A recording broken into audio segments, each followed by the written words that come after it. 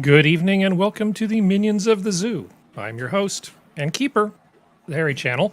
And with me tonight, we're actually missing some people. They will be here shortly. We have Serenity Star 13 and DrFunctional, and we're expecting Geodes and Sora Luna hopefully soon.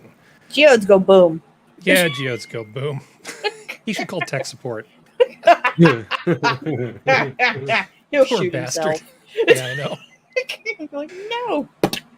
So, starting with DrFunctional, how was your day today? It was all right. You know, another rainy day in Toronto. However, tomorrow night we are going to get the rare opportunity to look at the Aurora Borealis from my city again, up in Kanukistan. Every so often, you can see the visual, you can see it from southern Canada, northern America, Mm-hmm. and it's pretty cool. It's not Christmas? something you get to see much with all the light pollution. It's a woman now. No, you may have to go just a little bit outside of town. And let's see, Sora is with us now.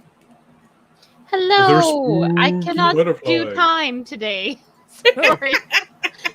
I was like, I oh, can't it's kind time. of late. Is it time for Minions yet? Oh, yes. 2 minutes ago.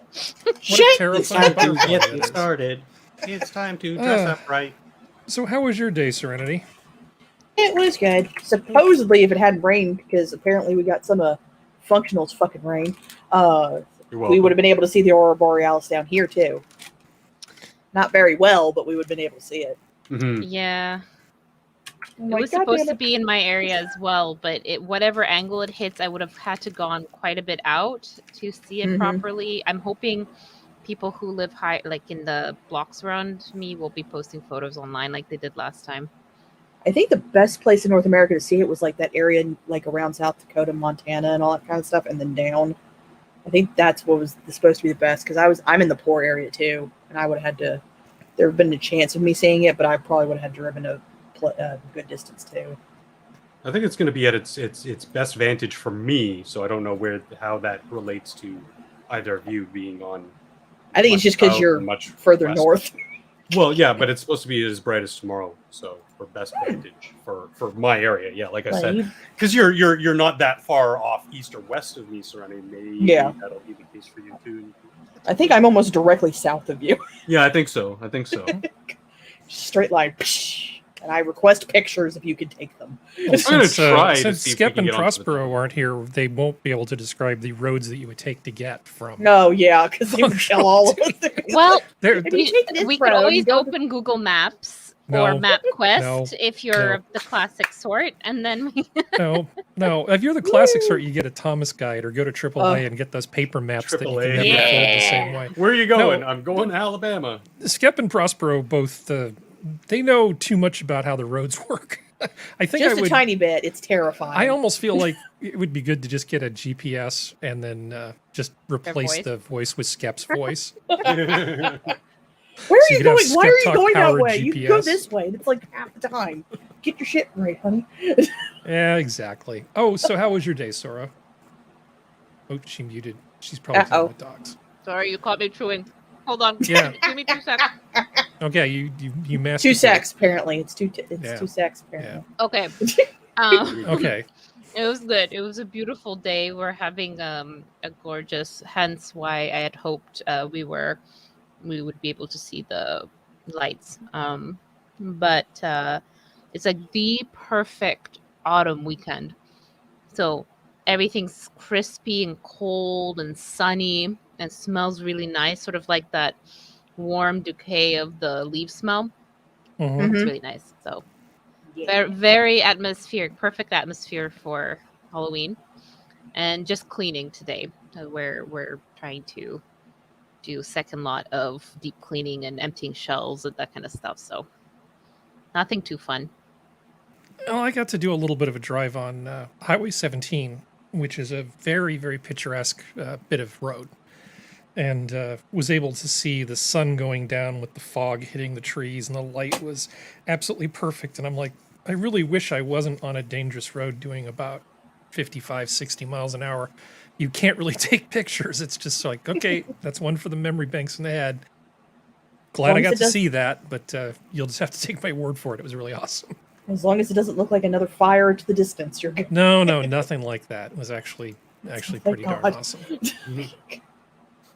Oh, let's see. So we've got a ton of show as always. Let's get things adjusted here for the business end of things.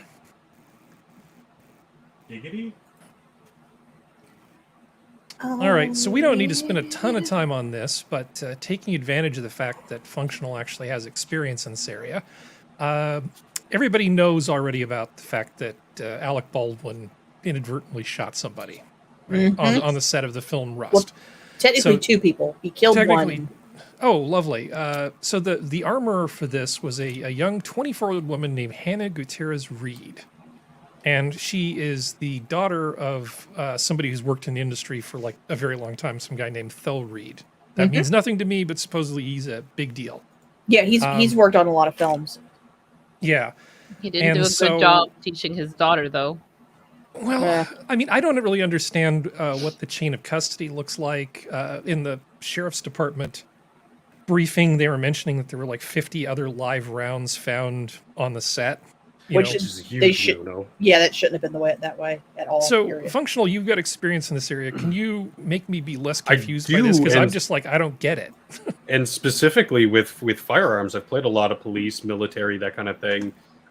When it's more background, they're props. They're not functional weapons. When it's in a focused shot, and I've had the opportunity to do that a couple of times. One, I was doing a perp walk in one of those, FBI replay. We got the serial killer I was doing a perp walk, and the armorer, the prop master, whatever you want to call them, handed me the pistol. I immediately checked the chamber.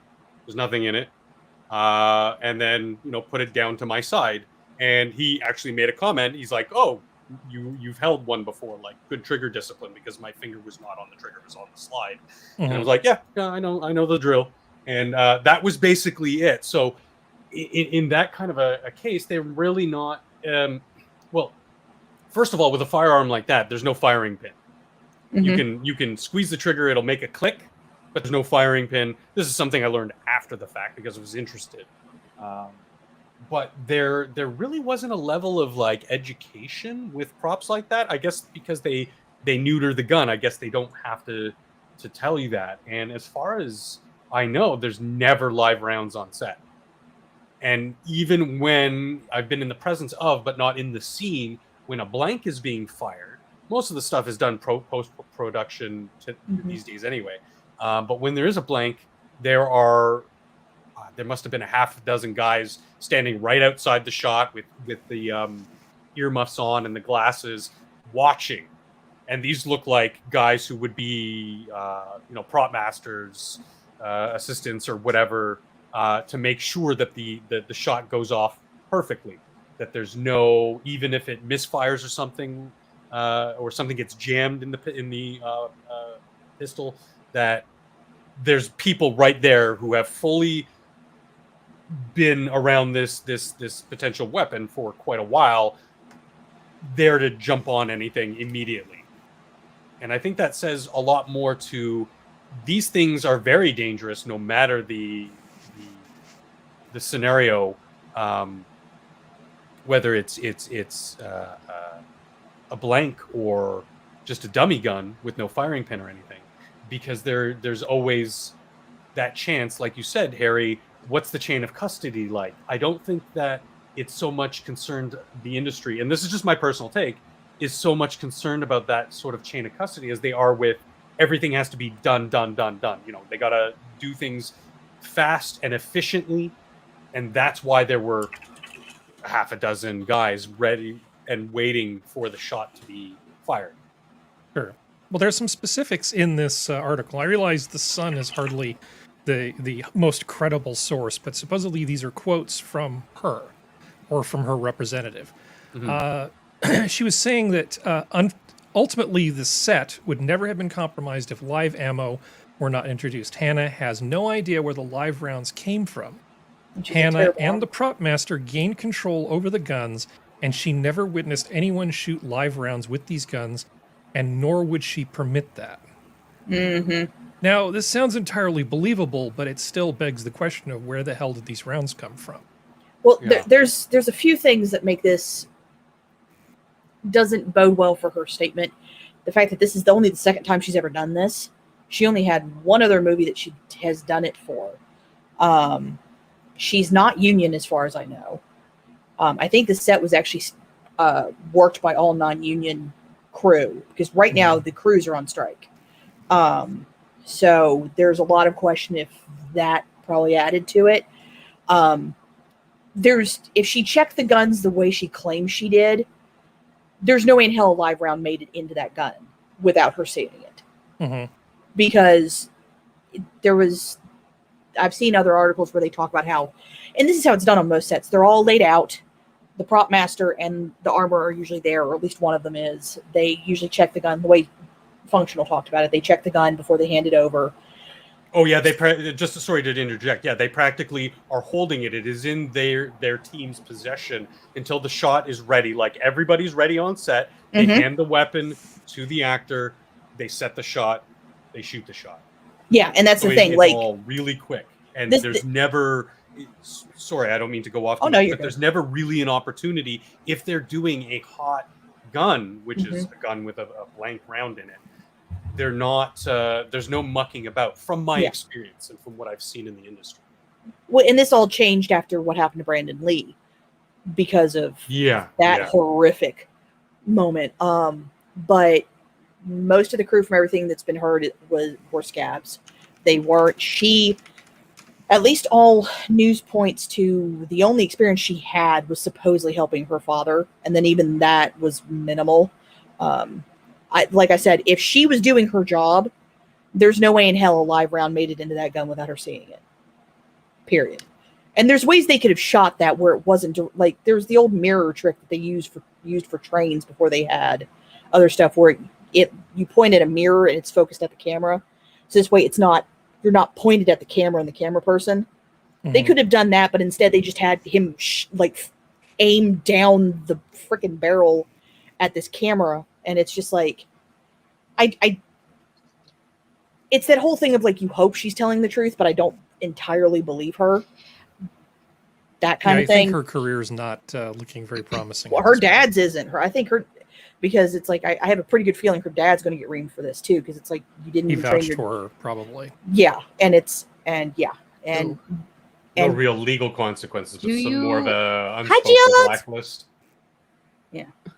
But, and the thing that makes this very interesting is the fact that it's come out that one of the producers was Alec Baldwin. And he was one of the ones, if you take it by her statement, was saying, no, you all don't get any other training, da, da, da, da, da. And if she'd been union, she could have reported them and gotten the entire set shut down. Which is also pointing to the fact that this was not a union job. I'm not the biggest fan of unions, but they hold a purpose. There was a story, and I don't remember if it's from the set of Rust, where the unions complained from lack of safety meetings. They got fired, or they weren't told anything. They come the next day to collect their stuff because they're on strike, and there's already a non-union workers working there. So they basically were said, "Oh, you're gonna strike? Okay, bye." So that's never a good feeling, probably around a workplace, to have that going on, regardless of your feel on unions. That's a weird story to come out of. Of this whole thing. I just hope that justice is found ultimately, because I mean, no one can really know except for the people who actually perpetrated this and get to the meat of the where did the ammo come from and not the extraneous stuff. Yeah. Well, that's probably a good thought to end on Functional on this particular one. I try. You had one more thing, Sora? I was just gonna say that it does feel at the beginning like she's just a very easy target. It's not to mean that she isn't at fault, but it was very quick that everybody was okay, we need to point an easy finger. Well, she's easier to point the finger at than, say, somebody with more clout. Yeah, so more history in the industry. Yeah. But that being said, I hope with investigation going on, hopefully somebody is actually put responsible. So But you would Yeah. think that she would be able to determine whether something was a blank or a live round Mhm. with a visual inspection. Mhm. And there should be no assumption, even when she's handing that gun over, that the blanks are blanks unless she verifies that they are. So Well, there's something in here that doesn't add up. And like Functional said, Oh, yeah. we'll find out. Go ahead, Serenity, and then I'm going to move Well- to the next thing. Well, I was just about to say, blanks are on sets. Blanks are treated exactly the same as live rounds because of past incidents. This is his. So Oh yeah, people have been So even if if she had real training, it would have been, what are these? Why are these in this gun? And taking them out almost immediately if they were not put in there by her or the prop man. Mhm. Yeah. Well, surprising no one, the Attorney General responsible for nailing Andrew Cuomo, the former governor of New York. I know this is going to come as a surprise. She wants to be governor now. What? Yeah, so she's running in the primary against Kathy Hochul, who's Oh, the that's her person that name. replaced Cuomo. She seems slightly insane. Yeah, I mean, does she at least seem a little bit better than? Well, she's Crazy at pants? least she's not trying to play the race card. She's only playing the casual misandry card. With this, Letitia James does not want New York to be defined by the failings of a few men. So at least she's only half terrible. So what we have here is a black progressive from Brooklyn up against a white liberal woman from Buffalo. Who's already tried to play the religion card, which didn't go over very well. Yeah, and I mean, in terms of the demographics of things, the electoral politics, supposedly it's almost never the case that somebody who's not from New York City proper becomes governor. Which is But- sad. But But she's the incumbent at this point, and maybe, I don't know what's going to happen. I just think it's really funny that, she wants to be governor of New York. Why would anybody want that job right now, considering what's going on with all their debt and their eroding tax base and all the other stuff? Why would anybody want to be governor of New York today? I wouldn't. Savior still get complex. paid. or just wanting to milk it for your own benefits. This way you can Mm. get more money out of the sinking ship before it sinks all the way. Just she Maybe wants to she be the first feels- black woman, and just she wants her place in the record books, and she doesn't Yeah. care about anything else. I mean, either that or someone from the Democratic Party has gotten to her and said, "Now, if you do this for like a term, we can set you up to be the first black woman president." You Like could be that's the Kamala's kind. vice president. Is there a more Sweet Jesus. full quote or clip of this? Because, like, I have to ask, defined by the failings of a few men, or did she say it like defined by the failings of a few men?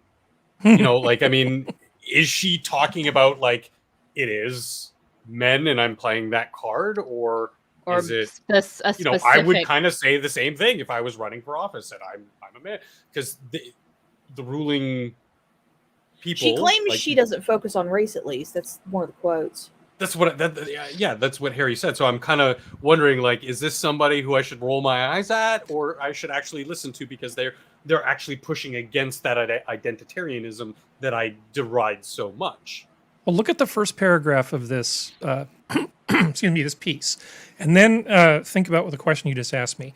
When New York Attorney General Letitia James was a little girl growing up in Brooklyn, she noticed that some women on the subway looked different from others. I would admire women who wore suits, business suits. She tells me during a 45-minute telephone interview on October 26th, 3 days before she announced her bid for New York governor. The first woman of color I ever saw wear a business suit was on the subway. She sure talks about women a lot. Well, that's 2 quotes out of an entire 45-minute telephone interview. Well, that's true. It And is. I'm just wondering, it is time. Charlotte Alter? Yeah, go fuck yourself. I mean, there is spin involved, and I mean, I'm not discounting it. I want to know who this person really is, not what the spin is, if that makes any sense. Well, that is That's why I a asked good this question. Who is she really? I get the sense that she's probably better than Kamala. She seems to be more with it. She's a terribly political animal. She's very much an opportunist. Oh, okay. I mean, and if you look at who she's been 7 going brothers after, and sisters. Yeah, you come from. she's that been going family, you after do the get a little NR. hungry. She's been going after the NRA. She's been going after targets that are really big targets in terms of her political capital. Well, and she was also born. She was born and raised in Park Slope, in New York City. So this is not a woman who's ever actually, like, I don't buy the whole. The first time I ever saw a black woman in a business suit was when it was on the sub. I don't buy that. Not if she lived in Park Slope. No way. Bullshit. Bullshit. Yeah, but like I said, Serenity, it's time. They're trying to make that first paragraph. Oh really yeah, no. Yep. No, I get that. I get that entirely. So the one problem they're gonna have is that, and people can claim it doesn't affect, but it does. I don't think she's married. And that's right, she's not married. She doesn't have a partner who lives with her. She's that's going to be the hard sell, is that part, because people don't trust it. Yeah, Sorry. it's like I'm very interrupty tonight. I apologize. Please. Yeah, you're fine. Yeah. But no, it's the thing of, like, her first ever job, like, at this level in government, is this attorney general job. Like, she political parties, Democrat, other political affiliations, is working families. She's got degrees from Columbia, Howard University, and Lehman College. It doesn't really say what she did before. COVID-19. Well, she worked as an advocate. She worked as a public defender for the Legal Aid Society. That's what and she before did. that, she was some sort of advocate. I mean, but she's been a lawyer, as in she hasn't created any jobs. She hasn't done anything else. And here she is wanting to be an executive. It's a chief executive position, right? Not just really, for her background, her career path should be to go into federal DOJ. I mean, that's what her skill set is, right? And I'm sure that they would be more than happy to bring her into the Biden administration. But instead, she's trying to make this lateral move into an executive position at a time when New York needs somebody who really understands business. In my opinion, neither of these women is suited to be the governor of New York. And she's probably not going to be backed by too many banks, because apparently in 2016, she attempted to pressure 6 financial institutions, stuff like BB&T and stuff like that, into the practice of providing financial service to gun manufacturers. So, and she tried to focus specifically with BB&T and Sig Sauer, but it was all denied. But yeah, her committee assignments are economic development chair, sanitation chair, parks and recreation, small business. I don't know why. Technology and government, veterans affairs, which I don't know. Once again, I don't know why she's not a veteran, and women's issues. Those are the only things that she's kind of done. So she hasn't gone down the race way. She did back the labor unions, like NOW and Planned Parenthood, Democracy for League of Conservation Voters. I'm literally just going through her entire thing trying to figure it out. She's filed a civil suit against the NRA. And of course, she's gotten, like, other than her being a civil, like, the council stuff and, like, a civil servant or an aide, a public defender and stuff like that. Not public defender, but you know what I mean. But other than that, like, she's not, like, she doesn't have the background. No, she doesn't. And you could say the same thing about Kamala Harris in a lot of ways. Her executive experience was voting how to spend other people's money in the Senate for a few years. Yeah, the difference is that's what it was. She's never created jobs. She doesn't know. And this kind of stuff's important. In my mind, you have to look at the time and the person. So if you were in a position where military stuff was more important, you would obviously go for a candidate who had served. Who had actually been shot at, who knew, who actually understood what a soldier was going to go through. That would become important. But right now, with the economy acting the way it is, you really want somebody who knows how to be a good manager. And I don't get the sense that she is a good manager. The idea that because she's good at being an attorney general, and I don't know if she is or not, but supposedly she is, that doesn't translate to being a good governor. Oh, yeah. No, I agreed. It's one of those things where it's kind of like, the only thing she has that she could possibly leverage is the Committee on Small Business, and she's not even the chair. But it does translate into her being a good Democrat. But that's not that hard anymore. I'm sorry. All right. So what about this nonsense? This is delicious. Lincoln Project claims credit for racial hoax at Youngkin event. Now, the there was a bunch of chatter when this first happened about how this was some Yeah. Democratic op, but it turns out to be the Lincoln Project. And Well, there's some people saying that the Lincoln Project's been asked to take the fall for this, because one of them was the head of Young Democrats, I think. One of the people holding the torch is like the head of Young Democrats. So there's a lot of people calling, because the Lincoln Project technically is supposed to be a rhino organization. So it just seems odd that the head of Young Democrats would be one of the people. I think he's the one in the red hat. I think. No, it's the guy at the end, as well as the chick next to him. Okay, those two. Okay. She's also been in one of those Democratic-funded organizations. Yeah. I watched this entire thing unfold in real time. It was hilarious. I had nothing to do, so I was like, Yeah. what's going on in the interwebs? Oh, this looks cool. And like every, left-leaning news organization is like, oh my God, can you believe this? These people, they're supporting Youngkin? Yeah. Is that it? Okay. Yeah, his supporters are out in full force, showing their blah, blah, blah, blah. And then, you see, immediately more right-wing irrational sources are like, what, a black guy and a woman in this? No, I don't think so. No, and we they have to make our immediately fake smelled racists diverse. Yeah, and then the it unfolded, and then people are like, well, yeah, we found who this person is, and this person is, and it only took a couple hours, but we found out who these people are too.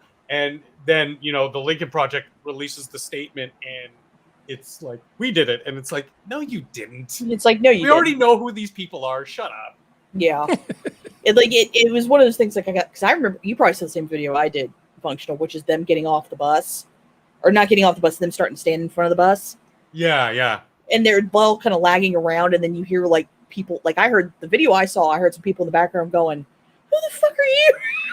Yeah. Trying to tell them to leave because it's on video. A bunch of people are like, what the fuck's wrong with you? Get out of here. And that kind of when that audio, because we all know what leaning organizations are going to do, but as it's kind of shown, all those organizations aren't getting the ratings they once did, and we know the one that is.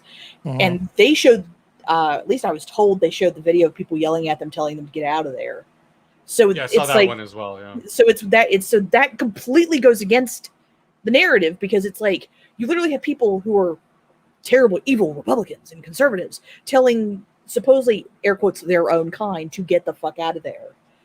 And who it's are like, actually just who are operatives for bullshit. the other side. And but the Republican Twitter was calling it, they were like, these are Young Democrats. There's no way in fuck these are Republicans. I just hate stuff like this. Oh, yeah. Instead of talking about issues, it's just all this ridiculous win at any cost, dishonest nonsense. I just don't like this. And I mean, I don't have any real skin there, and because as the outsider looking in, it's all coming from one side. Sorry. It's okay. It's all coming from one side, one group of people, and it's not Republicans. Well, It's just what odd. about? I want to move on to the next thing, which is the cinema thing. The story. So Senator Sinema officiated a personal friend's wedding at which a small group of activists protested during the private ceremony. Now, these people to me seem a lot like they would be paid activists. So I think you've probably all seen this video, but I'm going to play a little bit of it. Just for an hour. Is that audio okay? It's my daughter's wedding. Just for an hour. Just let her get married, please. This person is not my daughter. My daughter's getting married. Will you tell her that? Did you invite Senator? Is Senator really here? No, listen. Tell her that we don't like what she's doing to our country. These people don't seem like real people to me. This looks This like rem- theater. It's strange. You can, they're all the way they're blocked. No one's. Yeah. Yeah, go ahead, Geodes. You were going to say something? Oh, I was gonna say the thing I was thinking about was do you remember this was what was this back in 2005, maybe earlier than that. There was the US soldier who died overseas in Iraq, and they were burying him, and then the that one church Westboro. Westboro, yeah, went after them and was harassing them. And that was a pretty major event, because that really kind of brought a lot of that into the public limelight, especially leading up to what would end up being the Supreme Court vote on gay marriage. Mm-hmm. And it's like, I don't know. I'm looking at this stuff kind of going like, I know that this is probably just political activism to try and shut this stuff down, but they have to know that this can't go well. They have to know that there's got to be some kind of repercussions for this. I don't know. There has to be, but okay. So there was.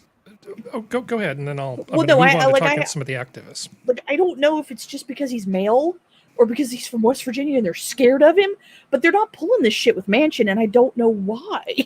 They think she's less vulnerable. They think she's more vulnerable for some reason, which again, I don't understand why. Yeah, but she seems to be pretty tough, I guess, and largely unfazed by most of this nonsense. I don't think this tactic is going to work.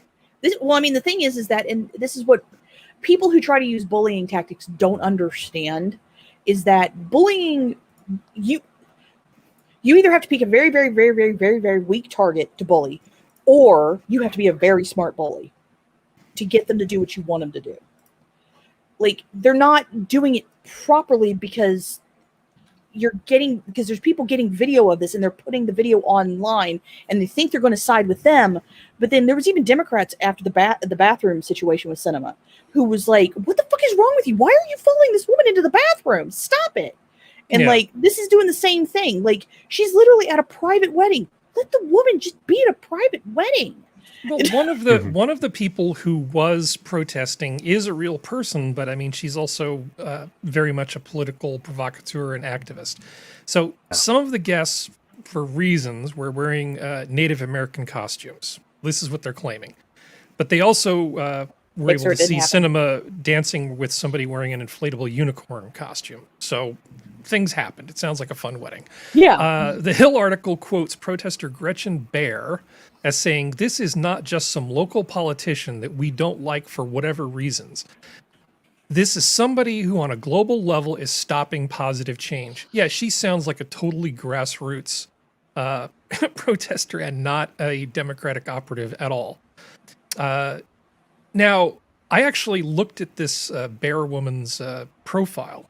Turns out she's actually an artist and has done stuff. Oh, yeah. So this is her. She's known for painting a mile-long murals on the southern side of the U.S.-Mexico border fence in collaboration with a group of Mexican children known as the Border Bedazzlers. Oh, God. Lame. Okay. But following through on this, in 2017, they took the lame old border fence and turned it into Trump's big, beautiful wall. So all the kids got really sad because their beautiful mural. Look at the quality of this work. Very, very good. I see a bright future at an art college for all of these kids. It belongs in a museum.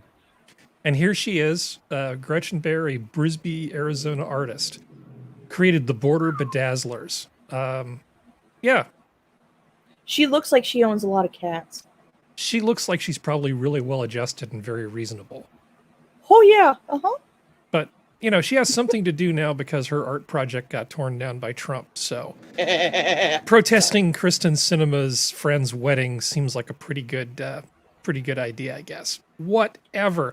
Speaking of terrible women. Maxine Waters?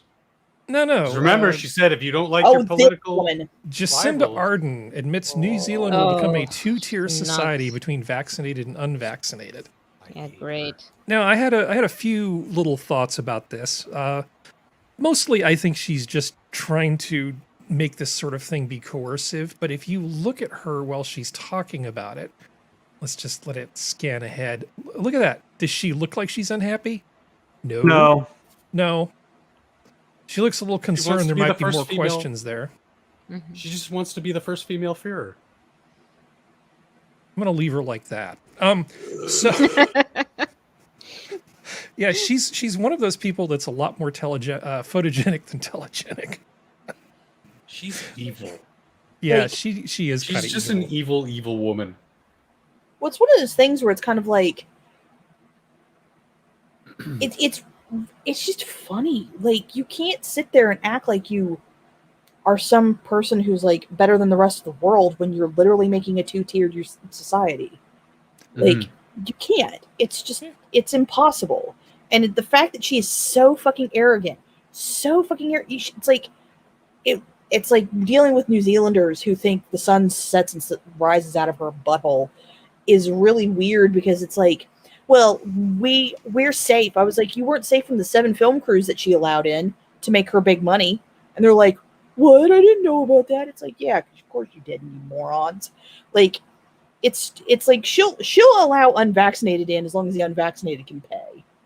That's the truth of it. If some high person in, because I wonder if this is once again another thing like here we have in America and what happened in Australia, like if every single one of the people that's in like their cabinets and stuff like that, I wonder if all of them are vaccinated, and if they're not vaccinated, are they going to be part of the 2-tier system? No. Yeah. Well, let me.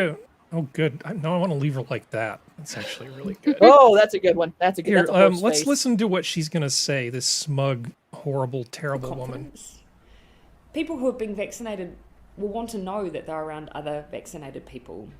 They'll want to know that they're in a safe environment. It is a way that we can give confidence to those who are going back into hospitality or events. And so that is something that I think we should offer to people who have been vaccinated, that confidence that we're doing everything we can to keep them safe and that they can come back out and start enjoying those things safely. No. The thing is, if you're vaccinated, why does it matter? Like, no one has been able to answer that question for me, and I know other people have asked it. But if you're vaccinated, why does it fucking matter what the other person's vaccinated? Yeah, don't think about it too hard. Like, it's like it's the seatbelt thing. Like, or hell, let's go with driver's license. You're on the road driving your car with your driver's license, and you're hoping that the other people have driver's licenses, but it doesn't mean anything. Mm-hmm. Like you just have to hope. But that them not having a driver's license doesn't directly affect you until they hit you, and even then, most of the people who hit other people are people with driver's license. I mean, like, and I, for one, when I go eat in a restaurant, I want to, be sure in the notion that the kitchen staff doesn't have, hepatitis while that's they're what I cooking care my about. food. I mean, but it's something that's to be expected and is actually something a lot more dangerous than what we're dealing with now. Oh yeah. With this, I think this is just pure power grab and flex. And that's why I label her as evil, because I mean her track record has basically proven it, and she really wants to just lay that proverbial D on the table and go have at it. Like, you can't touch me. It's disgusting, her attitude. Well, now for something a little bit more fun. Well, I mean, if you want to make her make the golem face again, we can make fun of that. Oh, that was actually pretty good. But this is the I love the this video. Okay, this is the video of the guy when somebody tried to rob the gas station, and he's like, "No, look at these skinny, look at that skinny jean wearing guy with the thigh gap." They're always tiny little motherfuckers who can't do shit. Yeah. He just took the gun. There wasn't even like it was just not today. Look, It's comical. Oh, you pointed a gun at me? Jeans, red shoes. Damn. And that guy has a bad. And good night. It's like, just let me buy my Red Bulls and leave, Time. motherfuckers. What the hell is wrong with you? That's what that is. Yeah. I love these guys were punks. I love the award ceremony, the shirt he wore to it. Oh, it was amazing. Let's go, Brandon. Yeah, wasn't he given an award for, like good upstanding citizen? Yeah. And he wore a specific awesome. shirt, which we will not say the name of again, because in case Google Translate gets it. And then It doesn't matter. What I want to know is Angry Cops going to give him the POB? Because I think he deserves a POB from Angry Cops. Well, And it that usually means takes more him to me about than 2 anything weeks else. to do Yeah. it. It usually takes about 2 weeks because he didn't see Shootarugi until about a week or so after it happened, I think. This was Good just job. so beautiful. Good job. Good job. Good job. Yay. Aiden's the only one who could do it in that kind of way he does, though. All right. Well, let's see. Moving forward, talking about crime. You should at least get a Basement Jesus shirt. Yeah. One of the biggest ever dark web police stings leads to 150 arrests, including 65 in the US and 24 in the UK. Meh. So basically, a bunch of police departments in association with Interpol put together this operation, which they're called Dark Huntor, TOR. They're so clever. So 150 arrests total, 65 US, 47 Germany, 24 in Britain. The German police shut down something called the dark market, which I'm sure was not in Das English. Dark Market. Die Schwarze, something, I don't know. The Italians shut down two things, one called Deep Sea and the other one called Berlusconi. I love that. That one's good. I like that one. That one's good. I like And that they one. seized 45 guns, 516 pounds of drugs, I guess, which included, 25,000 ecstasy pills? Yeah. Because they want to feel, they don't want to lose touch with their emotions while they're busy ripping people off. And so old school, though, 22.45 ecstasy. million pounds, Great British pounds of money in virtual currency. I would have had more respect for them if they had fentanyl. Yeah, Oh, I mean, the I'm sure they had ecstasy is some. Like, oh. Yeah, ecstasy's like the late 90s. Like, catch up. I know. motherfuckers. They're going to have a rave. They're going to have Yeah. a rave. Just get a bunch of glow-in-the-dark pacifiers. Were they all like the really nice cute ones where they start, they make them different colors and they stamp Yeah. them nicely? Oh, God. Make them look like candy. It's like, you ain't fooling nobody, people. Come on now. But did it say, because it says they were using Bitcoin. But Well, what no, the Bitcoin was, people who had it had Bitcoin in oh, their okay. So they were Bitcoin transferring wallets. they were transferring the cash to Bitcoin. Okay. They Yeah. at least learned from Silk Road, because Silk Road fucked themselves with that one. Well, it used to be the Wild West was just sort of like, oh, here's this thing called the internet. Why don't we just sell opium and heroin? And Silk Road, big time entrepreneurs. But remember when a lot of things were fun early on in the internet. It's like, I don't need to buy music anymore. It's all free. Everything's free. Movies are free. And Napster, the one that happened before LimeWire and FrostWire, where you got viruses if you weren't careful. LimeWire, the one that worked on Macs. yeah, I remember the good old days. I had this neighbor, and this was back when cable was even more dodgy for internet than it is now. And I would notice that whenever he would be home, that my bandwidth would just suck. And I couldn't quite figure out why. And I was thinking, is he just downloading all the porn in the world, or what is it? And just sort of listening carefully, I realized he was just pirating every Bollywood movie made. He was just, he'd be there during the day just downloading That's so wholesome. all the Bollywood. Well, I have to go to Fry's and get more disc for my movies. So he would just go. Like, he's actually a good dude. It's like, dude, you can like. And he did not talk with that heavy an accent. I didn't think that so. was artistic license. He was Bollywood actually, movies are amazing, though.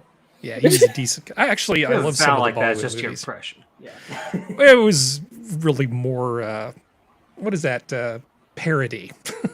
Well, like I'm curious, and the thing is, we'll never know. But I'm curious how many of those 150 suspects from all those countries are now working for the government. If it's not all 150 of them, I will be surprised. Yeah, well, we have a one-time offer for you. Work for us, asshole. Yeah, just like as seen on TV. Yeah. Okay, so now on to something just really depressing. We don't have to talk about this any longer than you guys want to. But this is the whole thing with the Philadelphia train, right? So everybody has probably heard about this. So a woman on a Philadelphia public transport train, she was harassed and raped for 40 minutes. Now, they didn't exactly say what percentage of the time was one versus the other. I don't think it really matters. It's terrible no matter what. Bystanders didn't do a damn thing. And supposedly some of them just got out their phones and started recording. I'm the oldest one here. We're lacking adult supervision tonight because Skep and Prospero had to go do other stuff. But I remember numerous cases where this has happened before. I've heard about one recently, though, where people just let bad things happen and do nothing. Well, at least in the most recent political climate. What was his skin color? Oh, he was a refugee. He was a he was a melanated refugee. Like, with the recent, and the thing is, like, there are people out there who wouldn't have cared, but the thing is, with the recent political thing that we've seen, every single person who's tried to stand up to or defend themselves against someone of a darker skinned nature, we've all seen what happened. So a lot of those people were probably, if they were of the less melanated, they were probably terrified to do anything, knowing that it would probably get their entire lives destroyed. Well, they need to suck it up because I know, I agree. There's a big difference between somebody playing their music too loud or using too much lighter fluid and the fumes are getting in your window, and you calling the police on them versus somebody's committing forcible rape. on the train and nobody's doing anything about it. I don't think the skin color matters. Now, the fact that he was an immigrant or a migrant or whatever does make you wonder about the idea of having people with previous records be here. It's like Trump would make comments about bad people coming here. And then the liberals would say, oh, no, you're just being a racist and a xenophobe and a this and a that.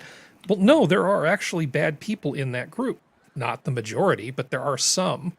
Yeah. Having a screening process and when we find bad ones, kicking them out rather than taking pity on them, I think seems appropriate. Yes. So I heard. So there's two things I've heard. One is apparently that.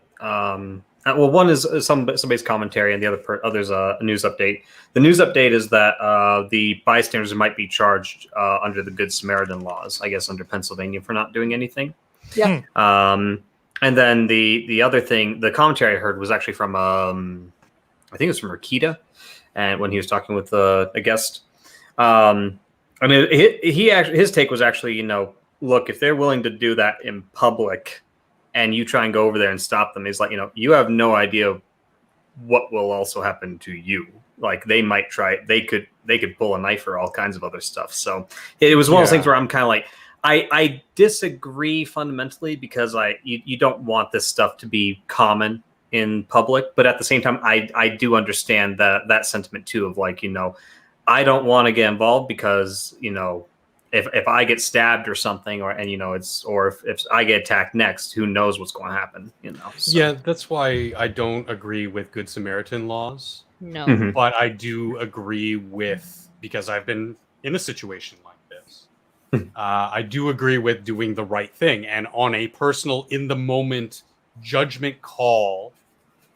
What do you do as an individual? I totally agree that anybody who held out their fucking cell phone and recorded this should be charged the fullest extent of the law to being complicit into this act, because it went a step further from not being a direct interventionist to stop this crime, but then now you're victimizing her further. Yeah. Well, there's multiple things. And like I said, to the fullest extent of the law, I hope these people fucking rot in a cell. Because I was in a situation like this. It was nighttime. Somebody was being assaulted. And I intervened and beat the living crap out of this guy. The police force then turned around and said, like, I tried to say that I used excessive force. Got a lawyer. Said, no, he wasn't. Never went to trial or anything. They kind of just dropped it. But yeah, that I don't think that there should have been a law to compel me to go intervene. But I was pretty confident in my skill at that time and the vantage that I had, and it was pretty clear as day that this woman did not want something going on, and he was being exceedingly. He slapped her around a few times. So I mean, I could see he wasn't holding a weapon in his hands. I was behind him. So, if I was in the case of this train assault, I completely agree with you, Geodes. Who knows what's going on there? But at the same time, being who I am, I would have looked to the people to my left and right. And, seeing you and Harry on the train, I'd be, I'd crook my neck and point at them and stand up and be like, okay, now I got two guys standing up beside me. Let's try to do something and not be one of these fucking... Oh, the people who brought out their phones just... Like, I want to hurt them. It's sort of like, I mean, there's even things that you can do, even if it's not the best option in the moment. Have emergency buttons. Well, there's emergency buttons. You could bring out your phone and call 911 instead. Things like that, and they did none of that. And that's exactly. And Geodes, in my city, we have one of the smallest subway systems for a major North American city. And even we have those push buttons that you push the button, the train stops or will come to a complete stop at the next station. The doors will shut, and there is always at least one plainclothes officer on a train that will immediately be notified which train car it is, will get there, and will intervene. I mean, again, them doing absolutely nothing but actively turning around and then doing something for their own sick amusement, like bringing out their phones. When they just simply putting up your hand and tapping the button. Yep. No, I'm going to go out on a limb here and guess that they were all filming in portrait mode. Yeah. Well, Throw the book at them. Well, Throw the book at them, animals. There's also like the fact that there's been rumors for quite a while, and this has happened in the past, that people who are crossing the border to the south are getting put on planes and buses and moved to other cities. Yeah. So like nothing we'll ever find out because they'll shoot this down in a heartbeat. But it'd be interesting to know if this was one of those guys who got transported there to try to get the people who crossed the border in a not so legal way further into the country. Like, because if that gets found out, there's going to be hell. Yeah. You hope. So is there more to say about this, or are you guys ready to move on? Anybody? He's a piece of shit, and all the people who sat there are pieces of shit too. Yeah. A bunch of people need to get some serious karma very quickly applied. I have. It's. I don't as see. if you- I honestly, this is my depressing thought on this story. Yeah. I don't see how this woman will ever get proper. There's no way she will ever get proper restitution, I guess. No, she won't. Yeah. Well, but where would she get it from? Nothing, because of the situation, and that I think it's this really sick part of it. Well, He'll be moved she's to never another. going to trust either. I mean, imagine what her relationships with people are going to be like. No, you're never going to leave your home. Yeah, because she's never going to leave. You're never the- safe leave the anywhere. house. Yeah. And he'll probably just get moved to another city. Yeah. Probably. Got to get him out of the way. Well, when I was looking at this, there is a psychological thing which is called the bystander effect. Yeah. Yeah. And the general thought is when you look at people in groups, a lot of interesting things happen. You know, there's this concept, this thing that happens called de-individuation. So people sort of behave like a cog in a machine. And the idea is that the responsibility for what's happening belongs with the group, not the individual. So you only, if there's 100 people looking on, you only bear 1/100th of the responsibility. And if you don't see people around you doing anything about it, then you kind of go, well, if nobody else is doing anything, maybe I should just keep my mouth shut. Yeah. That's the theory. I'm afraid that there's probably a large component of, I don't want to get called a racist, and you told me not to white knight for you, so fight your own fights. Yeah. There's probably a frothy mix of psychology and just society rotting from the core. Yeah. Definitely. Especially in a place like Philly. Oh yeah. Yeah. Agreed. And I had family in Philly. I love Me too. Philadelphia. Oh yeah, Like, it's beautiful. City of brotherly like love. most of the biggest cities in America, they're rotting from the core with like you said, Harry, these notions of wrong think. I'll go out and say it, like it's wrong think. No, people should be taking responsibility for their defense. And again, there's a clear delineation between the bystander effect on its own, like, and not doing something to proactively help, and then actively doing something other, like whipping out your phone and videoing a potential assault. Well, I mean, it is one thing if you see something like, oh God, let's say that there's, a shooting, and then you whip out your phone to video it to maybe get some evidence, maybe get some license plate numbers if there's a drive-by component or whatever, to help in some way. But these people clearly did not do anything of the fact. No, and actually, to help. Well, I was also thinking that, and I know this wouldn't actually probably happen, but this would actually be a perfect. I mean, if Me Too gets involved, which it probably will, or feminists get involved, which they probably will,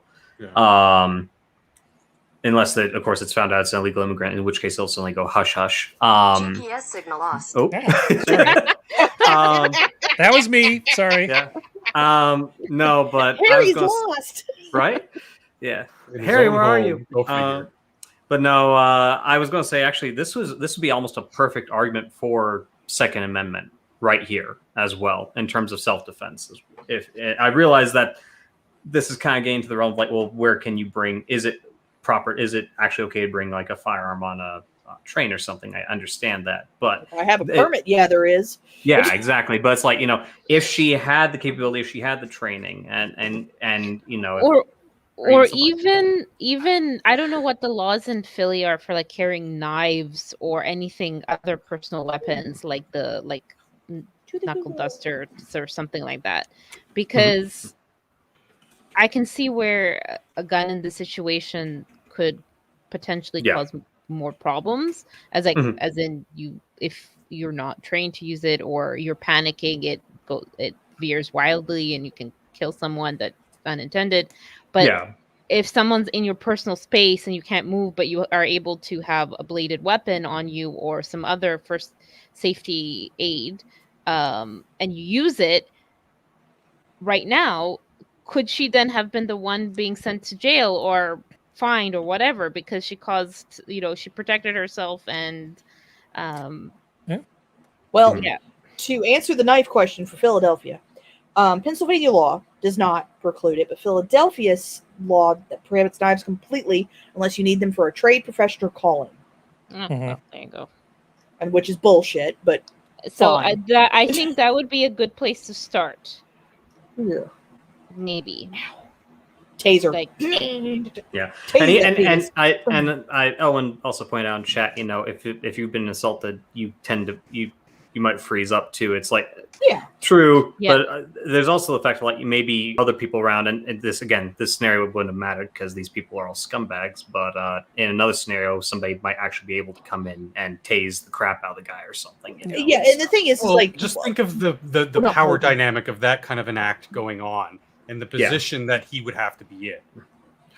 Like I said, Geodes, as long as I made contact with maybe one other person who would back me up at least in hitting the bell, or we're just watching my back while I go and club him from the back of his head.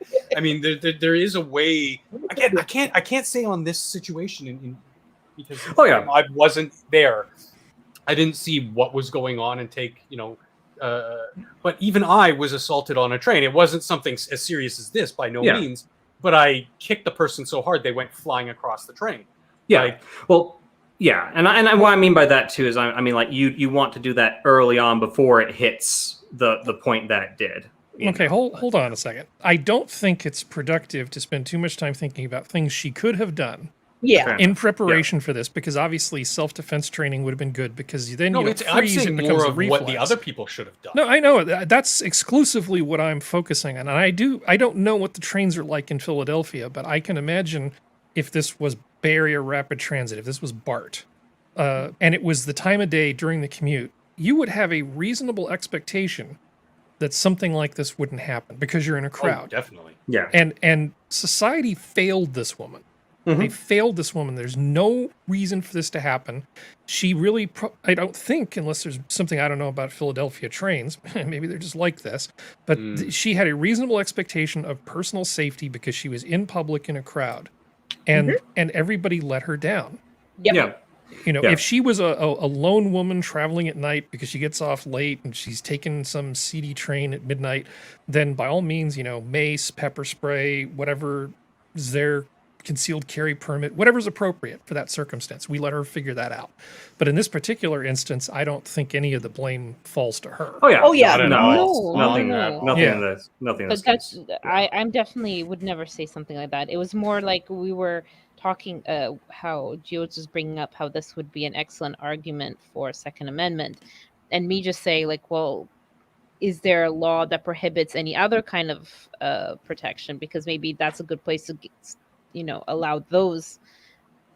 Yeah, and Serenity pointed out the local knife things, and fighting with a knife at close range without training, really not advisable. Taser. Just like I would say to Geodes, a gun in that situation would not be good.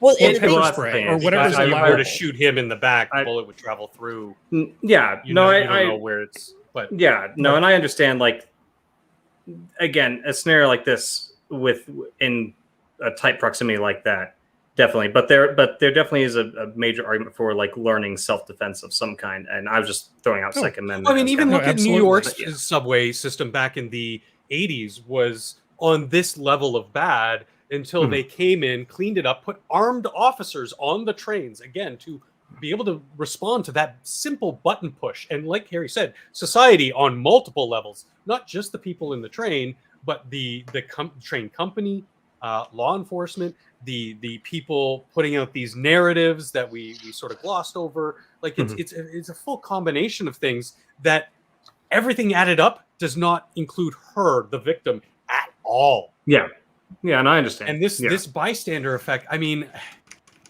On that level, I say that I wouldn't say that society failed. I would say that these people specifically, again, hopefully they get the book thrown at them, failed, because look at the story of the Marine. Like, he didn't even think, he just acted. And that's the type of mentality as a society that we should have to combat this bystander effect. That, you know, people shouldn't look at the group and go, okay, well, we can all sit around here and only get 1/100th of the blame. It's no, we outnumber this guy 100-1. Let's kick his ass. Well, you know?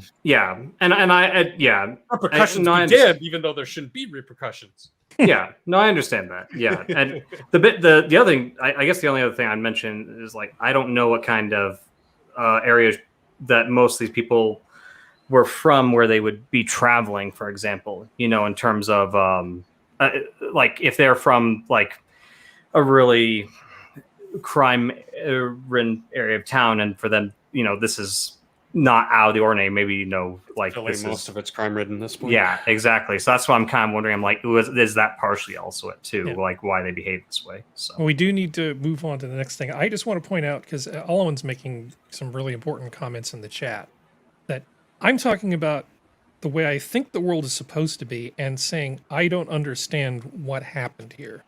Clearly, it did happen. I'm not denying that it happened, and I'm not denying any of the things that Ellen's talking about happening. I know these things happen on an intellectual level, but emotionally, at my core, I genuinely can't fathom why these people didn't do something. To me, it's unthinkable. I know that it happened. I just can't imagine how another human being would let something like this happen. Yeah.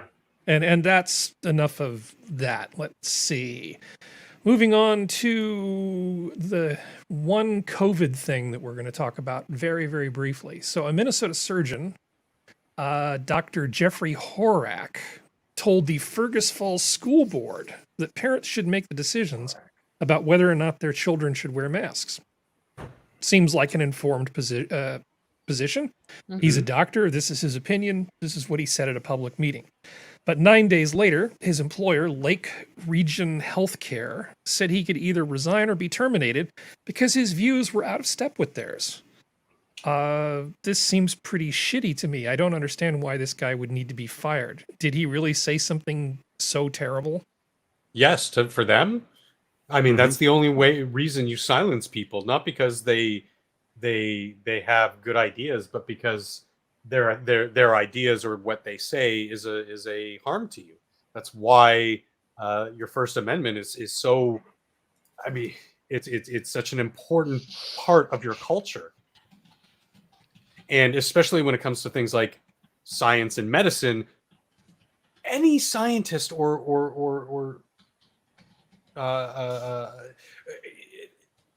they relish being proven wrong. Like, yes, it's nice to make new discoveries and invent new things, but when there is some idea, like, let's take, just for argument's sake, the theory of relativity.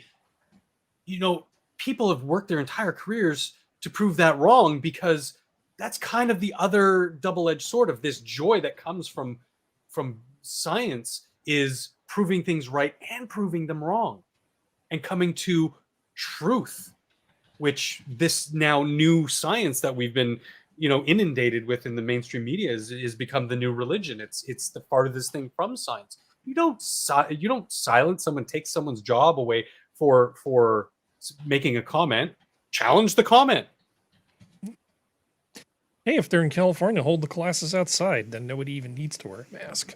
It'll be fine. But winter is coming. No, I don't see why a surgeon. I mean, if he was an infectious disease specialist, maybe. But, you know, if he's a surgeon or a podiatrist or whatever, he can have an opinion. At least I thought we were allowed to have differing opinions. I mean, I'm not saying he's right. I'm simply saying that I can understand why he would make the argument that he did. I have questions about how effective these things are. Not the whole, you know, can we make people wear masks? But if you take kids who don't follow instructions anyway, they're going to be eating paste and picking their noses and moving their masks around all the time in a closed space for hours at a time. Is there any proof that it's actually more effective than them not wearing them? The way I see it is the easiest answer to all this is teachers, you wear a mask. Give the option to kids to wear a mask, and if they don't wear it or throw it away, then that's fine. You're protected. You're wearing a mask. You're sanitizing yourself. Why should there be a problem?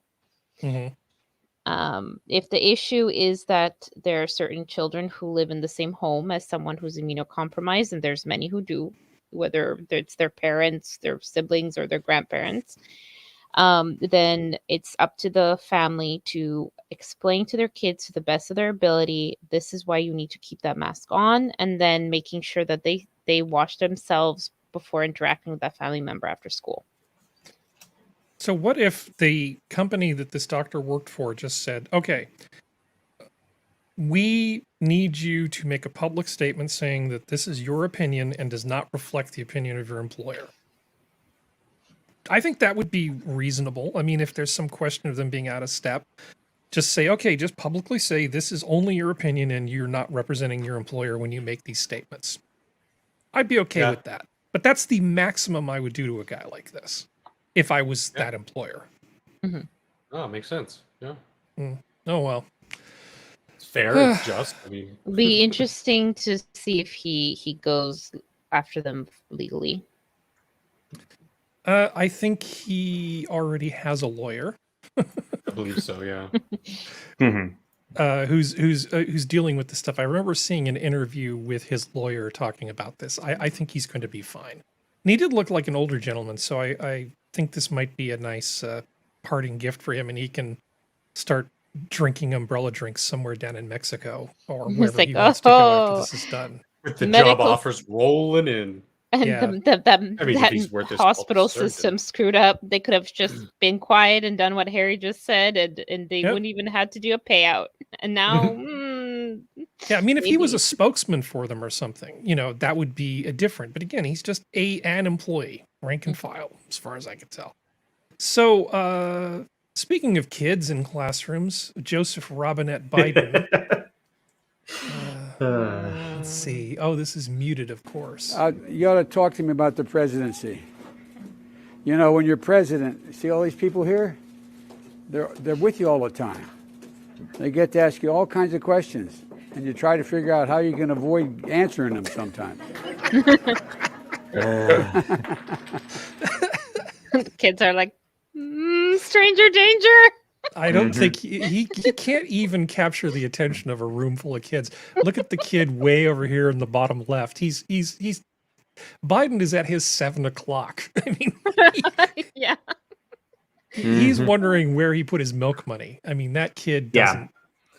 He's looking for the toy blocks he was playing with like just a few minutes earlier before everybody showed up. So yeah. I mean, the Secret Service guy at the door is paying attention. The nice blonde lady or fake blonde lady is paying attention, but these kids who told Joe 100 times before he even set foot in the room, keep your hands in your pockets, Mr. President. Yeah, don't turn into Cornholio again. don't do that thing that you did at that town hall or that fake town hall. Anyway, moving on. I looked really uneasy when he took his hand out of his pocket too. So here's a super fun one. And by fun, I mean terrifying. Have you guys seen this thing in the Post-Millennial? Oh, yeah. Yeah. Yeah. Gross. So, at a homecoming event at a Kentucky high school, male students dressed in lingerie performed twerking near and what looks like lap dances on the principal and the town mayor. Female students danced while dressed as Hooters waitresses. And I think I made a little comment here. I guess that's part of their vocational education program. Yes. Some students were paddled at part of the event. And now all of this crap is out on the internet. To say that this is a bad look is an understatement. Yeah. Yeah. Yeah. Your tax dollars at work. These guys are creepy. This is so gross. This is so gross. I suppose on the positive side, at least the one giving lap dances and twerking were not the girls. And does that really help? Does that help? Yeah. The boys are in lingerie. No. No. Yeah. This So actually, gross. at potential risk of saying a bit of info that could be people might recognize if they were listening, and I'm going to try and keep it very vague. I've been to several high schools. The first high school I went to, though, there was a gym event with one of the sports teams. The sports team decided to dress very provocatively and do a sexy dance. Everybody was taking film and photoing. The girls were going gaga because it was all guys that were very fit and everything. It angered the school officials so much that they made them apologize live over the intercom the next day. It's like, compare that back then to now, and that was only like, maybe a decade and a half ago, so. Yeah, because sometimes things like that happen and the faculty don't know about it, but this was signed off on. And I mean, these guys, these school officials, who I believe the guy in the pullover, the blue and gray pullover, kind of laughing in the middle picture there, is also the mayor. Yeah, I think they his don't name seem is like Chubby they're Funster. disagreeing with this, and that's no. Oh, but it's worse. As I was researching this, trying to see if there was any sort of follow up, it turns out this also has happened at this high school. Let's see. How do we? Oh wait, there's music here. We can't play this. This is a young male student dressed up like Madonna, doing a little dance thing to "Like a Virgin," and this is really good because that seems like inappropriate touching to me. I'm gonna be sick. Yeah. So. Yeah. Is this normal child exploitation? Are these not minors? Oh, so I'm looking forward to the Netflix adaptation. It'll be like Cuties, but it'll be like Cuties the next generation. Yeah. Yeah.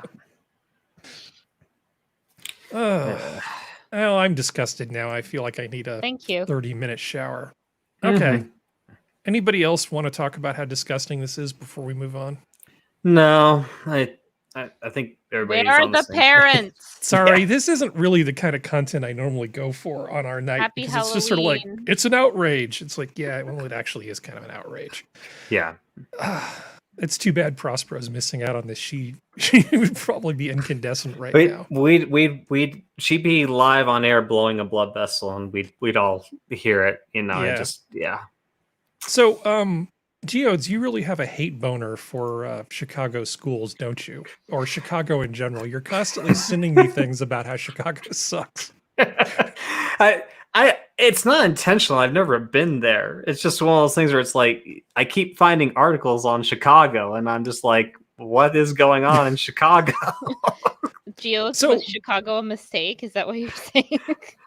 Chicago is not a mistake, but it's messed up. Yeah, no.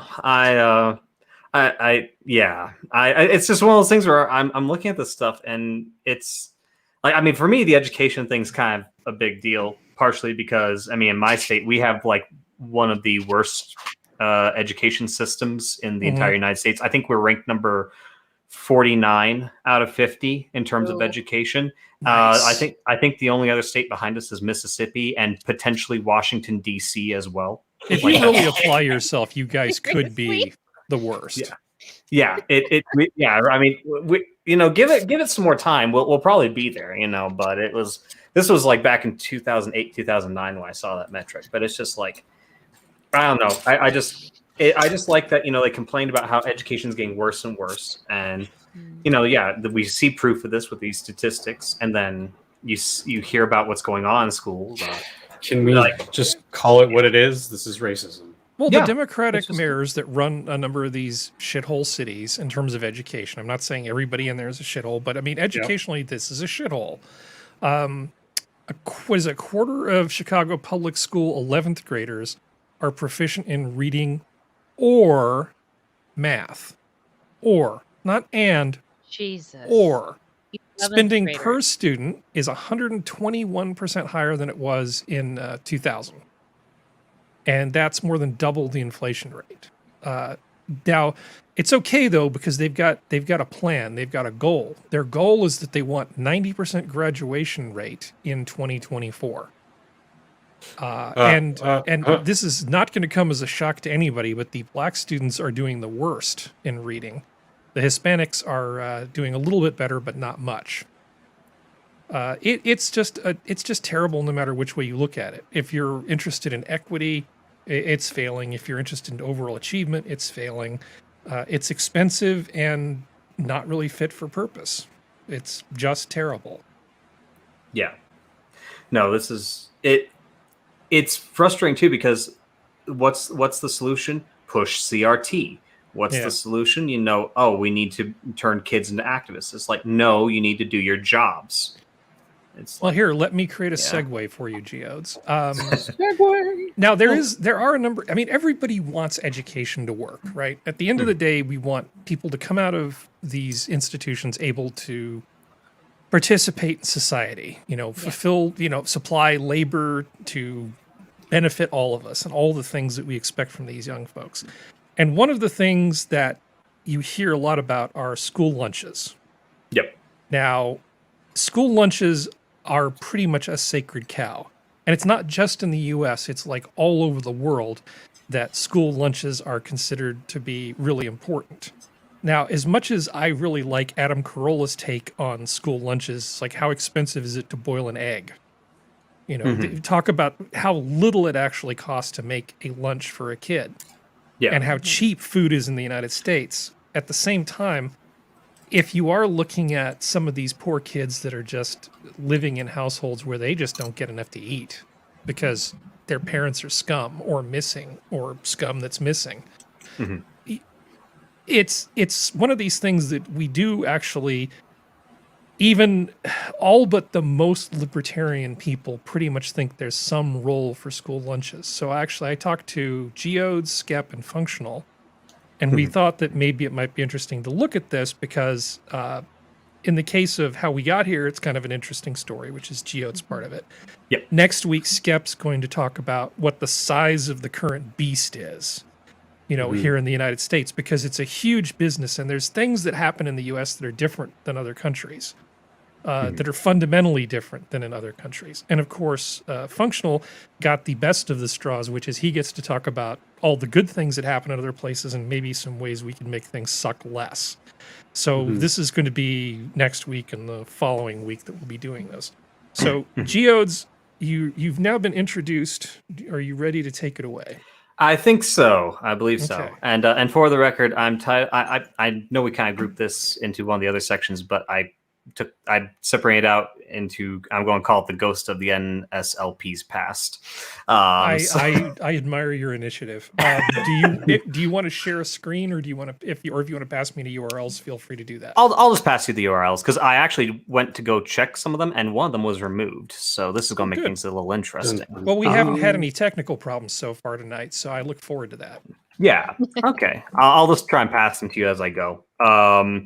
But to kind of explain the current situation with the National School Lunch Program, which is the NSLP, I think it's a good idea to kind of understand how it came about, like what the motives were, and then kind of go from there. And in order to do that, we have to rewind the clock back to 1929 during the Great Depression. So the Great Depression started out in the United States, but eventually hit the entire global market. And in the United States, farming communities and rural areas were one of the hardest hit industries. Crop prices fell about 60%. And it got so bad to the point where agricultural organizations started sponsoring programs to teach housewives how to expand their gardens to grow vegetables and as much food as possible, as well as instructions on how to raise poultry for meat and eggs. And rural women adapted even further by learning how to create dresses from feed sacks, which was not new. It's actually been around even before then, but it became a lot more popular due to just the fact that they couldn't afford to buy clothes, and some of these areas they didn't even have the clothing in stock, So and they would. Yeah, but and this depression, the Great Depression, of course, would last till 1932. Now, on top of this, there was in 1930, there was a severe drought that started in the agricultural heartlands of the United States, and it lasted until 1933. And this ultimately led to hundreds of thousands of small farmers basically picking up and leaving because they just couldn't afford to live there anymore. Businesses and families were defaulting on a number of loans, and it was just a mess. And so when in 1933, shortly after Franklin Roosevelt was inaugurated, basically most of those areas have been just severely depopulated. A lot of those farmers end up moving out to California in search of work. And so in order to help the economy recover, they started passing some laws to kind of help get things started. One of those laws was the Agricultural Adjustment Act, or the AAA. And this act provided incentives for farmers to cut their farm production down so that they could raise farming prices for what crops there were. And basically, I think by about 1935, they actually managed to reverse the lack of food between the Great Depression and this major drought, but to the point where they started having surpluses. But that's, I'll get to that in a little bit more in a moment. But around 1935, though, the Department of Agriculture, since they had already been providing funds and food to schools due to the Great Depression, and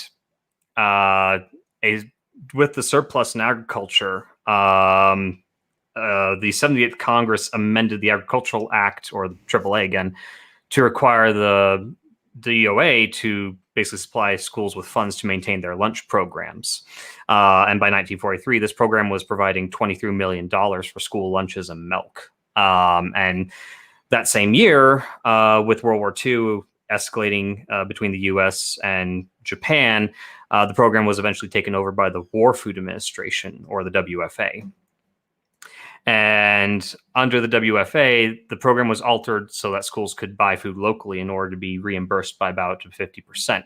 The reason they did this was so that gasoline prices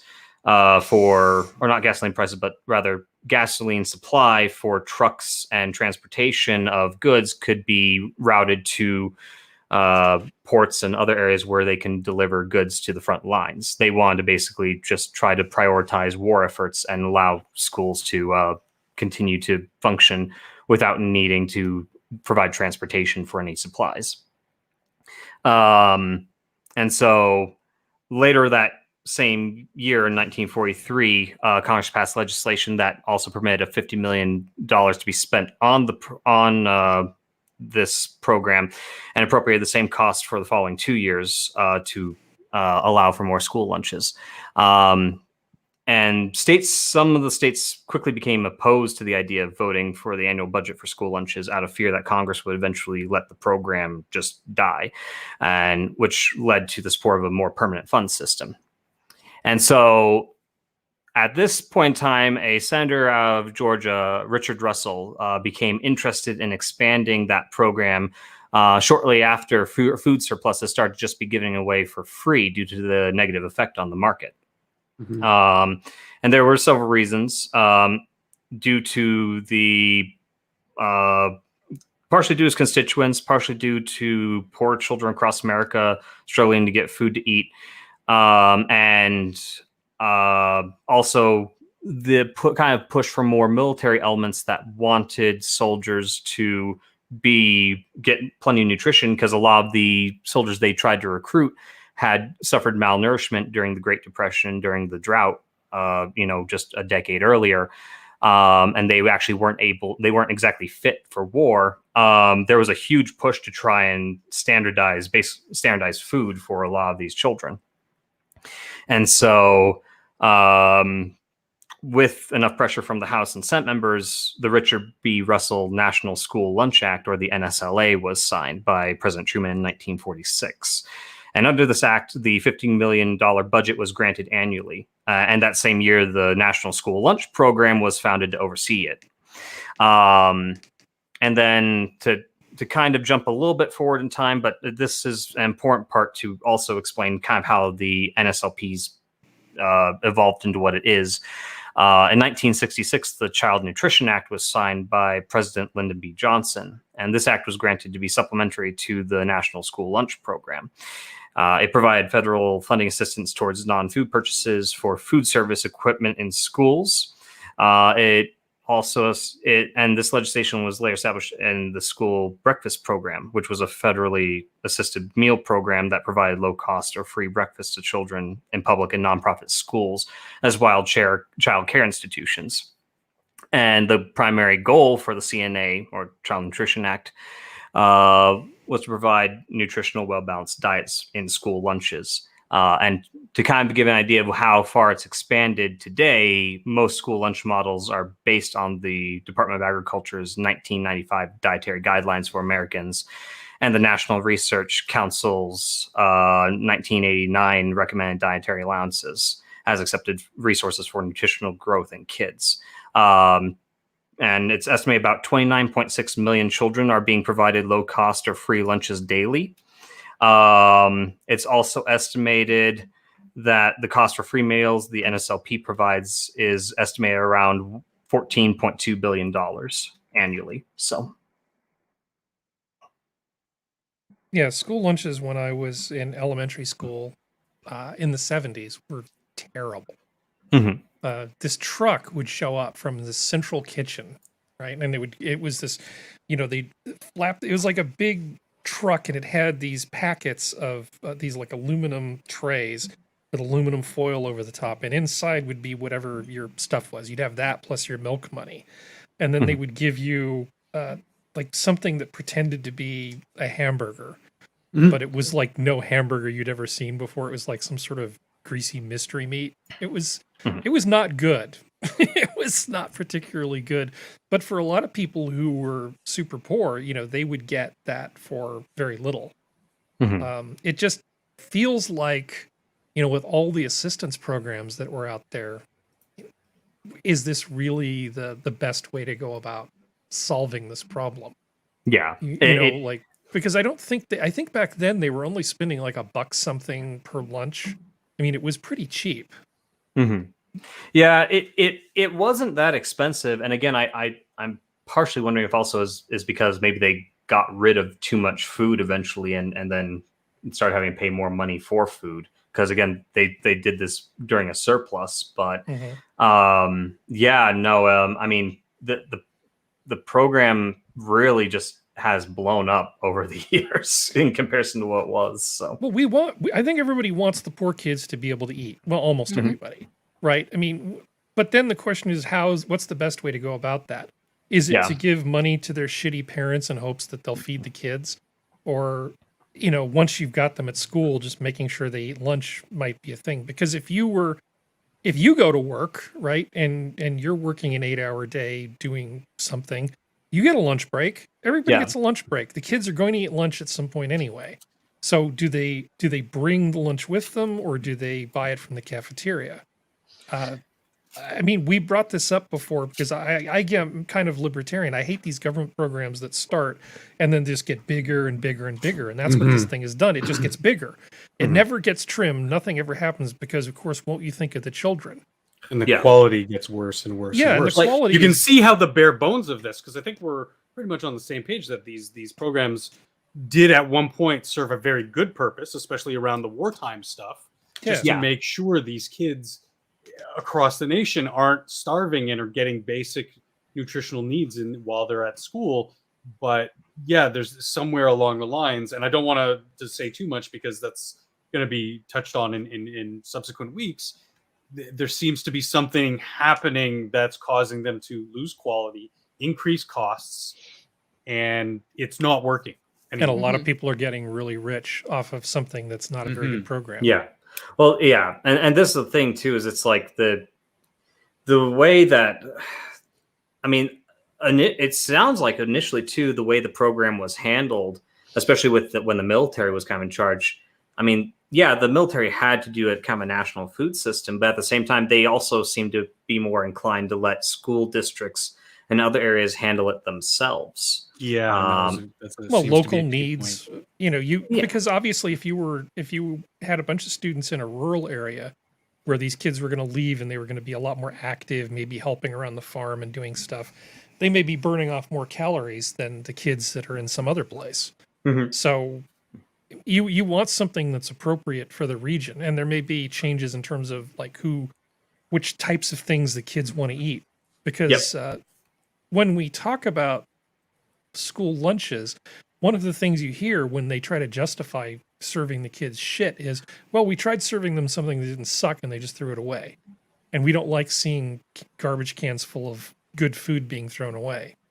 Mm-hmm. So on the one hand, like I said, it has to be fit for purpose, but I really hate these sacred cow government bureaucracies that are multi-generational and just keep getting bigger and bigger and bigger. So I don't have all the answers. It's going to be interesting to hear Skep's part of it now that you've laid the foundation. Mm-hmm. And Functional gets the most fun piece, I think. Yeah. I think so. Yeah. And I'll add the links to all my sources below. This was just one of them that's pulled up here.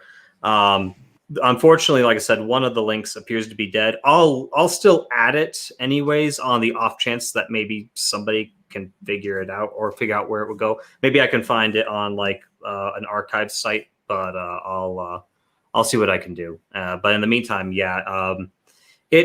it's been kind of interesting though. Like you can kind of see how it started off small. Like it started off basically on like, oh, we're panicking because we don't know if we'll have enough food for all these areas. These places are starving, so we're going to have to manage as best we can. Mm-hmm. To okay, it's kind of managed. We're going to let these areas kind of handle it themselves, but still provide kind of an umbrella for these areas just so that they're not completely screwed. To now, let's just manage everything, and it's just turned into this giant machine. So, yeah. Well, thank you, sir.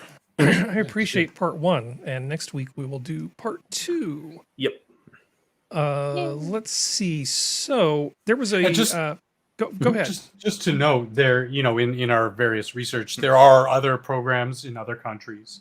However, with 2 of us on the panel, Canada does not. Socialist Canada, the glorious People's Republic of Kazakhstan, does not have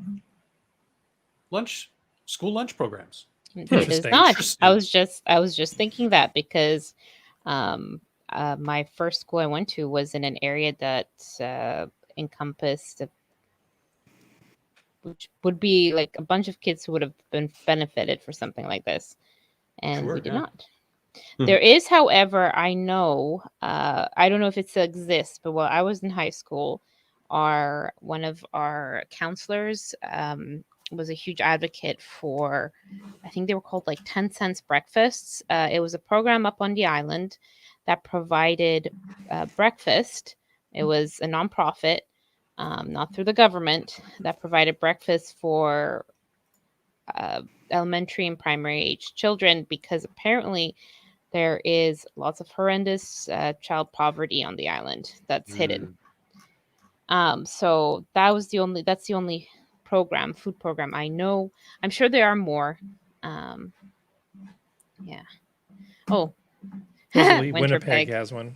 Yeah. It could be very possible, Functional, that being that we are all the way on the coasts, there's more money. And I don't know, there's not... It's more hidden or something like that. Well, like you said, I don't know. I don't even more know nonprofits, NGOs that do that kind of thing. It's I'm not pretty sure not the the thing in school Winnipeg system. is probably municipal or again an NGO. Yeah. But I mean, it's just interesting that there isn't some sort of federal program instituted. Given the history, I don't like the idea of a federal program other than education is provincial, so it makes sense. There's or no even federal. provincial. Even provincial, yeah, that's or the even thing, feds giving the province. I like how our government works. It's like they try to get so many grubby little hands at every level of government to take their slice of the pie. Yeah. So the feds would give the province money, the province would give the school boards money. But I mean that doesn't happen here, which is just it's interesting to me given what we do have programs for, and also the amounts of money that we pay out as a nation to the egg industry, the dairy industry, the meat industry, and the farming industry, just to keep producing.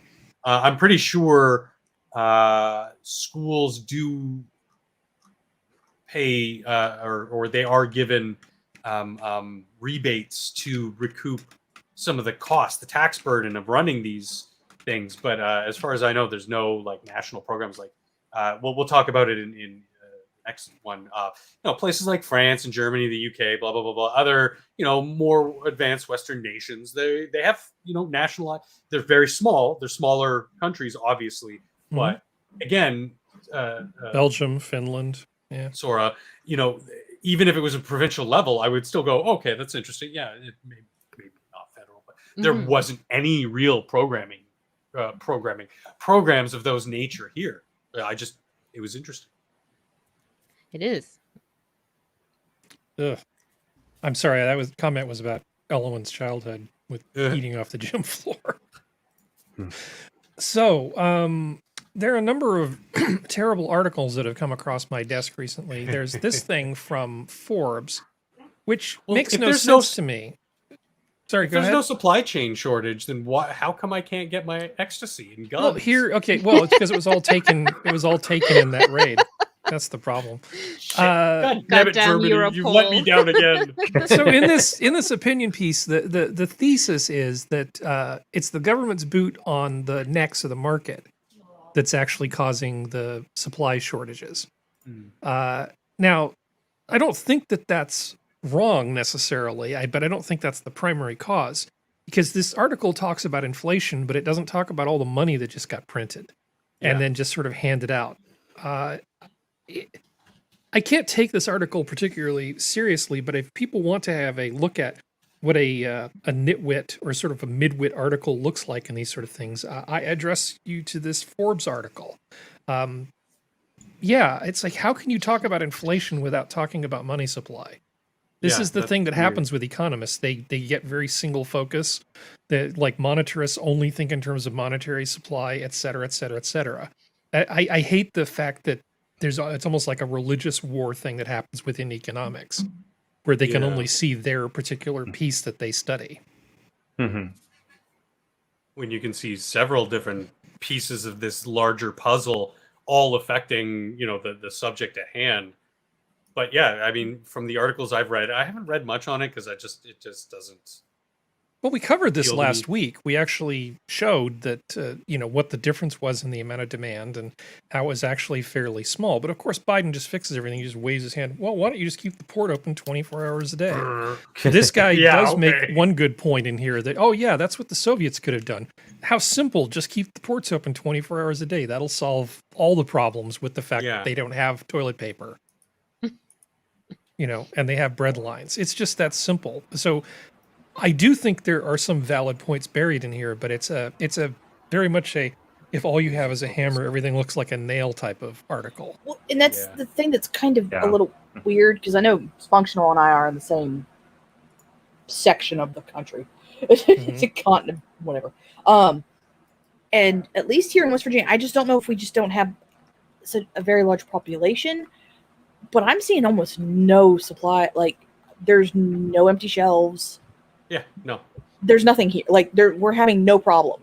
And I'm not saying this to rub it in the face of anybody who lives on the West Coast. I'm actually been fine, but I'm very clever about how I shop, so I wouldn't see it anyway. Well, it's just like most of our stuff comes in from the West Coast, though, for both countries. So it's weird that the two of us living pretty much on the east side of things, like, there just doesn't seem to be any problems with either country. For at least my state, because I know some of the truckers and stuff like that, because I'm West Virginia, and of course I know truckers. A lot of our supplies actually come from the Florida part, like Florida and like the ports in Virginia and stuff like that. So, like, I understand where everybody's coming from with the ports in California and all that shit going on. It's just like, it hasn't hit us because we get most of our stuff from the ports on our side. So it's like, when I go to the grocery store, because I have to go to the grocery store for both myself and my mom, like, there's some stuff that isn't there, but it has a lot more to do with the fact that a lot of people are doing the stuff for like Walmart where you can order online and they'll get it and they'll deliver it to you same day. That has more to do with it because they're stocking the shelves 24/7, like they always have because it's Walmart. But we still have toilet paper, we still have paper towels. There's canned goods on the shelves. Like there's some stuff that's missing, but that was happening before the pandemic. Well, exactly. There's stuff that's been missing from my life that I still can't get. Yeah. Even that I've been waiting for since before the pandemic. I still can't get bay rum from Barbados because stupid hurricane came and blew all the damn bay trees out to sea. God damn it! God damn you, global warming. Plenty of bay rum in Oz. Well, it's I think it's interesting that DeSantis basically offered Florida to all the ships waiting in California. He's like, come to Florida. We'll offload you.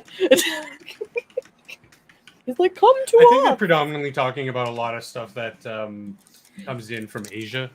Well, it's like, I know... It tends to go that way. I forget which ocean that is. Pacific. Mm-hmm. Pacific. I know the computer chips for cars right now. Well, that's what I'm saying. A lot of that stuff is manufactured in Southeast Asia. So where's it coming from? It's coming across the Pacific into the west coast of America and Canada. And there are there's a few things that I've noticed, but it's not been the basic goods like your toilet paper, your food, and most of that kind of stuff. Like Elwyn mentions, she's got a specialty product that comes from France. Okay, yeah, well, that was kind of Western Europe was kind of fucked over for a little while there with the ship and everything, but that explains that. But when most of the stuff is produced locally or from Southeast Asia, or sorry, not Southeast Asia, Western Europe, it seems like it's not as bad. Yeah, so it's that weird thing of like, and maybe it's worse in the major cities, like in America, it's worse in the major cities. Yeah, well, there has been a lot of issue with truckers in some parts of the nation. Yeah, and that could be one of the problems that's adding to this and the devaluation of the dollar. Which is the only thing I can figure, because, like I said, my tiny ass little part of the world. Yeah, and I mean, we don't have an article about it, but I did read something quite recently looking at the last 10 years of the trucking industry and how many people are like trying to get into the industry, and they've been running at a negative for about 15 years now. Like more people are not as many people are coming through the ranks to become truckers, as opposed to the people who are retiring or I mean, that's the same thing with the cops and all that kind of stuff. Yeah, yeah. I believe we're getting to the economic activity of the GDP. Well, possibly giving some credence to what this guy was saying about regulation. GDP was projected to be growing at 2.8%.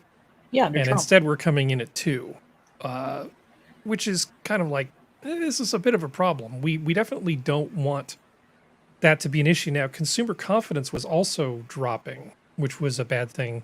But so for the last several months, it's been dropping steadily because people are worried about all the stuff that's going on, supply chain things, inflation, all the stuff that's happening. But it looks like people have decided, yeah, it's okay. Doesn't matter. Here in October, all of a sudden, people are starting to become optimistic about things. Or they just pulled the right people. Again, I don't understand why. What is it that's changed in October that's got people feeling more confident? Don't worry about it, Harry. Just listen to the article. Holiday stuff. Holiday. Yeah, holidays. I mean, it's the season of Halloween and Thanksgiving and Christmas. So that's probably what's doing it. So. Well, lumber prices are down, right? So they're projecting that holiday spending is going to be up 13% from last year. Yeah, the problem is we have to get it. And I think people are just ignoring the inflation bugaboo. They're just pretending that it's not there. Well, the problem is that there's a lot of, and I think they're called elder millennials or something, or zillennials. I don't know what they're called. Like my age group, okay. Are just are either completely ignorant of it. I think they're completely ignorant of it, or just flat ignoring it. Like they're acting like it's not there. La la la la la. I don't know what you're talking about. La la. And it's like, because I have friends Life's hard. I don't want to think about things. And I have friends who are older than me who like they're not talking about it. Like like, and I'm just sitting here going, either y'all are just not realized because you don't budget, because I have to budget, or you're literally just sticking your head in the sand because the person you wanted in is in, and that's all you care about. I think it's the latter because, I mean, look at the education system. We don't really teach on the public school system anymore about home economics. I mean that in the literal sense, not, you know, like I feel like at least in my neck of the woods, like my generation was the last one because I had accounting class, home ec, all that shit. Yeah, me too. But nowadays they don't. Like, I even ask my nieces and nephew, they don't learn that. The kids I looked after, they didn't learn that. Even my younger brother, who I was like one of the last of the massive budget cuts that swept through my province. He didn't even get the basics of, like, you know, balancing a checkbook, balancing your account, the simple things of making sure you're making enough money and not spending everything, you know, like basic things about economics of the person.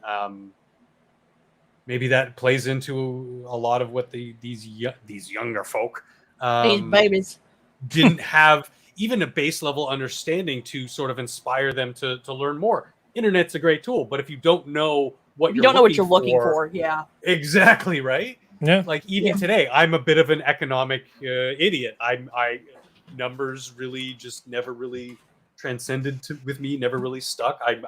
But if I need to learn something about a tax code or this or that, I know at least what I'm going to be generally looking for online so that I can be informed, at least for the moment. Well, most economic theory is relatively straightforward unless you're dealing with some subsets of economics. You can get through largely without doing any math at all. Mm-hmm. It's just sort of understanding that this influences this. You know, you say these are the things that influence something in one direction or another. So you could learn about supply and demand or Say's law or anything else without having to do a whole lot of math. You might occasionally have to look at a graph with no actual numbers on it. It's like, the Laffer curve. I get it. Yeah. You'd be surprised. There are a number of really good books on economics that have been, and some great reading lists on things that you could look at. I think Hazlitt has one that's a really good. I could put together a list for you if you're actually interested. That would be something that could be done. But before we think about anything like that, the government has decided that there's another pool of money that it wants to get its hands on. I know. Damn government. Surprise. So this was from The Hill, who occasionally does some good things. This Kim Iverson woman in the middle here is actually not entirely terrible for a journalist. You don't like Kim Iverson? I know, I like her. She's no, the cat. The cat's going meow meow as soon as you mention her name. So here's the deal. The Dems want to levy taxes on unrealized capital gains, meaning that if you buy something and it goes up in value, but you haven't sold it, they're greedily rubbing their hands thinking, hey, give us money. We would really like to have a piece of this. Mm-hmm. Now, the issue is, and I'm trying to see this from both sides, because honestly, I don't believe you can understand something unless you understand both sides of it, or can at least sort of advocate for both. So I'm playing devil's advocate a little. Don't get pissed off at me. I'm not turning commie on anybody. You asshole. The very rich can own things, right? So you can own real property. And instead of selling it, you can just go to a bank and say, I want to get a loan for $1 bajillion secured by this thing that I own. So they can find ways to, for very little money, just, the best interest rate possible, pull money out of this thing, this unrealized gain, and then use it to live on. And if you play this game correctly, you never sell anything and you just die at some point, and then all of your accounts get settled up. But in the meantime, you essentially make a whole bunch of money by investing, but since you never sell anything, you don't pay any taxes on it. Now, the government would love to get a big chunk of that. And I can understand where this is a thing that, people of means can clearly do this, and the regular people mostly can't. So it is something of an issue. And I was thinking, what would be a fair sort of accommodation? Because this is just terrible, right? I mean, this is essentially a wealth tax. Yeah. I can imagine the government coming in and going after saying, hey, this is a nice looking business you have here. It'd be a shame if you didn't give us 2% of it, of what it's worth. Well, which means you have to sell part of the business in order to, take in like a minority owner or something so that you can actually be able to pay them. This could get out of hand really easily. And them claiming that it's only going to affect billionaires, we all know this is bullshit. Oh yeah. They're going to, once the principle is out there, they can just fiddle with that knob as much as they want. Now, I was thinking that if you really wanted to do something like this, what you could do is if somebody takes out a loan against a piece of property and it's secured with this piece of property, that if you don't use that money to invest in a similar asset, like something in the same class, like another piece of real estate, or you reinvest it, like doing capital improvements, maybe you could apply some sort of taxes to that loan, because effectively, you have converted some of the value of this thing into cash, in exchange for giving somebody this note. You could do something like that, but this idea that without some kind of dollar value being assigned to it, because the bank is saying, I think this is worth a particular amount of money. Sorry if I'm rambling a little bit here, but the bank has determined it's worth money, and that's kind of like when somebody pays you money for something. Mm-hmm. How do you determine the price? Well, it's what somebody's willing to pay. But in this case, it would be, what is the bank willing to loan you? Yeah. I could see going after something like that with some kind of tax, right? But going after something that you haven't sold or you haven't borrowed money on could be just terrible, because people are just going to have to sell bits and pieces of things. It'd be extremely disruptive to business. The biggest problem, I'm talking more about the current proposal, but what happens if you overvalue something? Like if you estimate its growth and you overestimate, and then how do you contest that? Who decides? Yeah, and I strongly suspect the government's not going to give back your money. You mean the same people that seized all those safety deposit boxes? Yeah, and just sort of say, well, if you can prove to us that you got this money legally, we'll give it back to you. Exactly. I mean, if I'm, finish your. No, I'm done. You're good. Oh, okay, theoretically, if you bought an asset, you are paying taxes on purchasing that asset, correct? And then if you were to use the money you're now leveraging against that asset on other assets or things, or if you're just spending that money from that bank loan, you're paying taxes on those goods and services as well, correct? In theory. Right. That's why I said if you put it into an asset of the same type, like, if you take real estate money and you're just sort of moving capital between properties, that's one thing. But if you're taking it out to buy a mega yacht, then you could say, oh, well, effectively you've sold something without actually selling it in that case. But I mean, you're paying taxes on the yacht, aren't you? That's why I'm just trying to understand why you would add another layer of taxes. This is my inner libertarian coming out here. Where you would put that additional layer of tax because you're already paying taxes when the money is changing hands, except when the bank says, oh, yeah, we'll give you some money.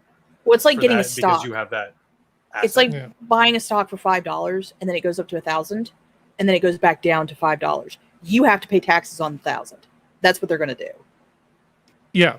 That's what it is. It's not because, well, no, the $5 you invest, you don't pay taxes on. Not until you cash out. The thing is that if you don't cash out when that $1,000 happens, they're still going to tax you for the $1,000 that you never touched. Yeah. Because at that one point, it was $1,000. But with stocks and everything like that, you don't pay taxes until you cash out normally.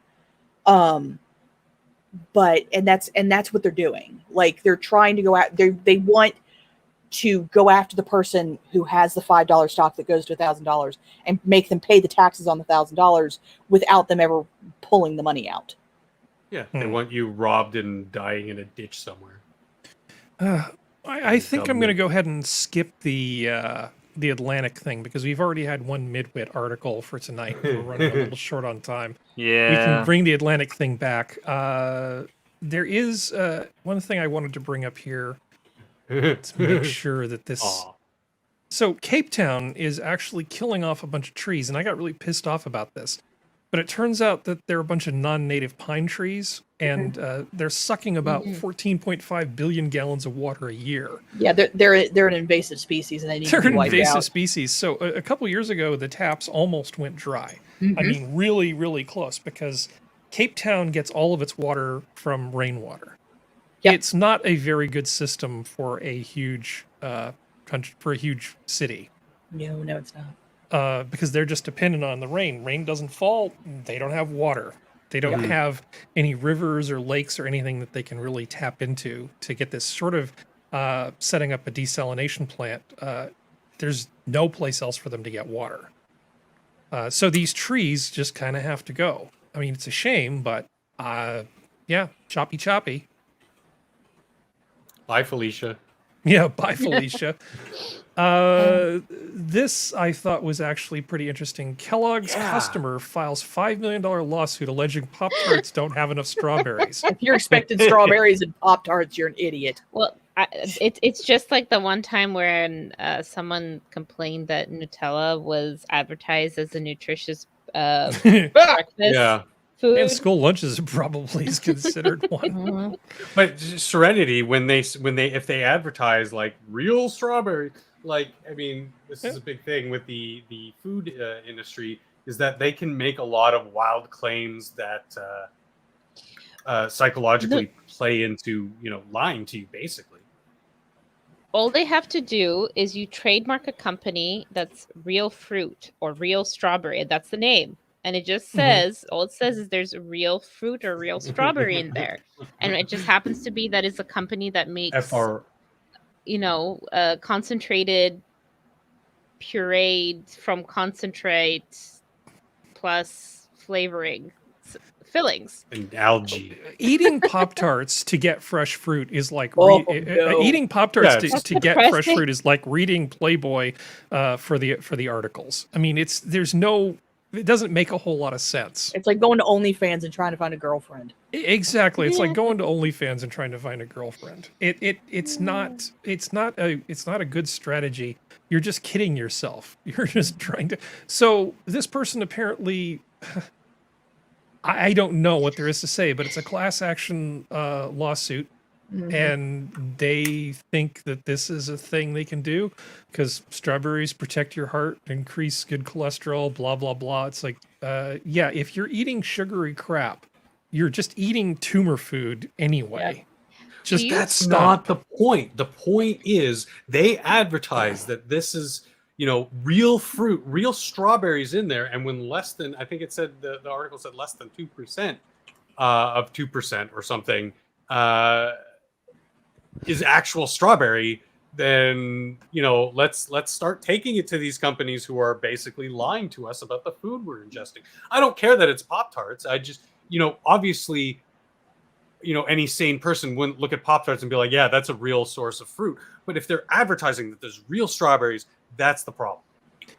Well, I mean, they must have changed boxes recently because at least most of the ones I have, they don't advertise. Alvin buys the fucking s'mores ones all the time. So. Oh, I love the s'mores ones, and we know there's no s'mores plant in that thing. Oh, I love Pop-Tarts, by the way. But it's candy. It's not. Oh yeah, it's candy. It's not real food. I like Kraft macaroni and cheese, or for you Canadians, Kraft dinner. It's like, I mean, we tend to get the brown sugar ones and the as well as the cherry. Those are the ones that we typically eat. These noodles taste like orange. I actually like the strawberry ones, but mostly the thing that I can think with is that I know some of the boxes will say baked with real fruit, but it never states the percentage on the front of the box. So he's going to have a tough fight on his hands. Yeah, at least Sunny Delight says like 5%. At least something like Capri Sun or Sunny Delight, you'll say it's like 5% real juice. Yeah. And the rest of it is like water and crap. I'll take the purple stuff any day. Well, anybody can sue anybody for any reason. I just thought it was funny enough that it made a nice palate cleanser after all of the horrible stuff we've talked about. They missed out on the title of this article. Oh no! Oh god! They should have said, "I can't believe it's not strawberries." I can't believe it's not strawberries. Can we have one of the science articles? Well, the tree thing was one. Yeah. Okay. I guess it's science. Okay. Yeah. Or this one. This so one works. we're moving on to penis news. There we go. Penis news. Gave her the D. Suggestive shirts worn by Disney theme park guests have some asking for stricter dress codes. Yeah. Yeah. It Don't seems care. like I mean, you it's know. a place advertised for kids. I mean, as someone who thinks this is freaking hilarious, yeah. Come on, you But guys. the kids don't know what it means. Yeah, it's a double entendre. It's one of those things when you're a kid, you're like, oh, you gave her a trip to Disneyland. Yay. And Well, you know, also- us as adults, we're snickering going, yeah, that's what the D means, kid. How many of us grew up at one point thought that D was a G? Like with how it's written, how it is on the shirt. Like I thought it was a G. So they're probably going to do the same thing. It's like I Yeah, gave that's her how the Walt G. Disney. That's how Walt Disney signed his name. I know, but like there was a point, like growing up, I just was like, it looks like a G, but okay. So is the monorail technically the D train at this point? You ride the D train all the way to D town. Do you ride the blue D train? The blue D train. This is just like I don't. You know, you hear these things, and I just go. I don't believe that there were children asking inappropriate questions, or that we're anyway worried about this. They probably thought nothing of it. I just Produce the child that was actually upset by the shirt, and then we'll talk. In terms of like, is this a real major issue? No, it's nothing. I suspect there could be children that know what's implied, but those children probably realistically were exposed to information like that but either by other kids or by their older siblings or Twitter? parents or Twitter, On or Instagram, something. on YouTube. The thing I think is funny is that I understand why they did it. They took the time to blur out the people wearing the shirts' faces, but they blurred no one else's faces out. It's like, I know why they did it, but at the same time, it's like, if you're going to put two clown faces on people, put more clown faces on everybody. Like, just fuck it. Well, No, that's actually what her face looks like because of the D. Because of the D. And because the D, he let that happen. I think the person who took the picture wasn't the Karen in this scenario. It was the people on Twitter and social media. Yeah, they probably lost their damn and minds. that's why, you know, their faces are blue. Humanity Somebody was was a just like, mistake. Twitter this, was a took mistake. Picture and was like, this is hilarious. And then, yeah, Karen Twitters get so all is- over it. They're like, oh my god, Okay. how dare they? Won't So this somebody is please science. pick This the is science children? news that's coming up, but it's also penis news. So it's at the end. Girthy penis. Girthy penis plant blooms for the first time, sparking excitement at Dutch Garden. It's probably the most Freaky excitement the Dutch have geeky seen in Dutch. decades. Yeah, a woman a plant that The woman stands taking taller than a grown human, reeks of decomposing flesh, and looks vaguely phallic, recently bloomed in the Netherlands' oldest botanical garden, to the Giggity. delight of garden staff and visitors alike. I don't know what The Dutch hard to penises pronounce look a like, type but of penis plant bloomed for the first time last week after 6 years of growth, according to a statement from Leiden University, Yay. which founded the garden. Amorphophallus. Botanicus Leiden in 1590. Garden volunteer Rudmer Postma originally cultivated the towering plant from a leaf clipping and has diligently tended it for over the years. I Tenderly, even. tenderly Giggity. just whisper to it. I just You're love stroke gonna it a be little the bit, tell it it's a biggest good penis plant. plant in the I just love the fact that part of its name is phallus. Yeah. Morphophallus decus sylvae. I just biggest want to know. It even looks like it's got a. No, I'm going to stop. Let's go What? Look over here. I just want to know if any of these people previously worked in a morgue, and should we be concerned? That's all I really want. All I can say is if your penis looks like this, you should probably seek some kind of professional. Or do porn. One of the two. Yeah. Because if you're going to have a penis that looks like that, put it on display. Yeah, that's What's wrong with you? that's not how they're supposed to look. I know that's not how I'm it's going to touch it. Oh. Dutch. Jesus. All right. My fellow Got a degenerates. hole in it. And not in the right spot. That's Giggity. it for tonight. Does anybody have anything else they'd like to add before we sign off? You too can, if you try hard enough, you too, like the penis plant, can bloom. I you know, this might be a hot take with some people and general audience and with some people on the board, but I'm down with meta. I am down with the meta. I believe we should make everything Trumpian again. Meta, meta, meta. Oh, Lord. All right, anybody else? Geodes, do you have one more latent pun in the chamber that you just have to discharge? No, and I irresponsibly? I didn't pun one time this whole stream, I'll have you know. It's true. Did you really have to make a bullet in the chamber joke after the penis? Like, really? I was referring back to the very first story of the night. Yeah. All right, everybody. Zoo's closed. Good night. Good night. Bye-bye. Good night.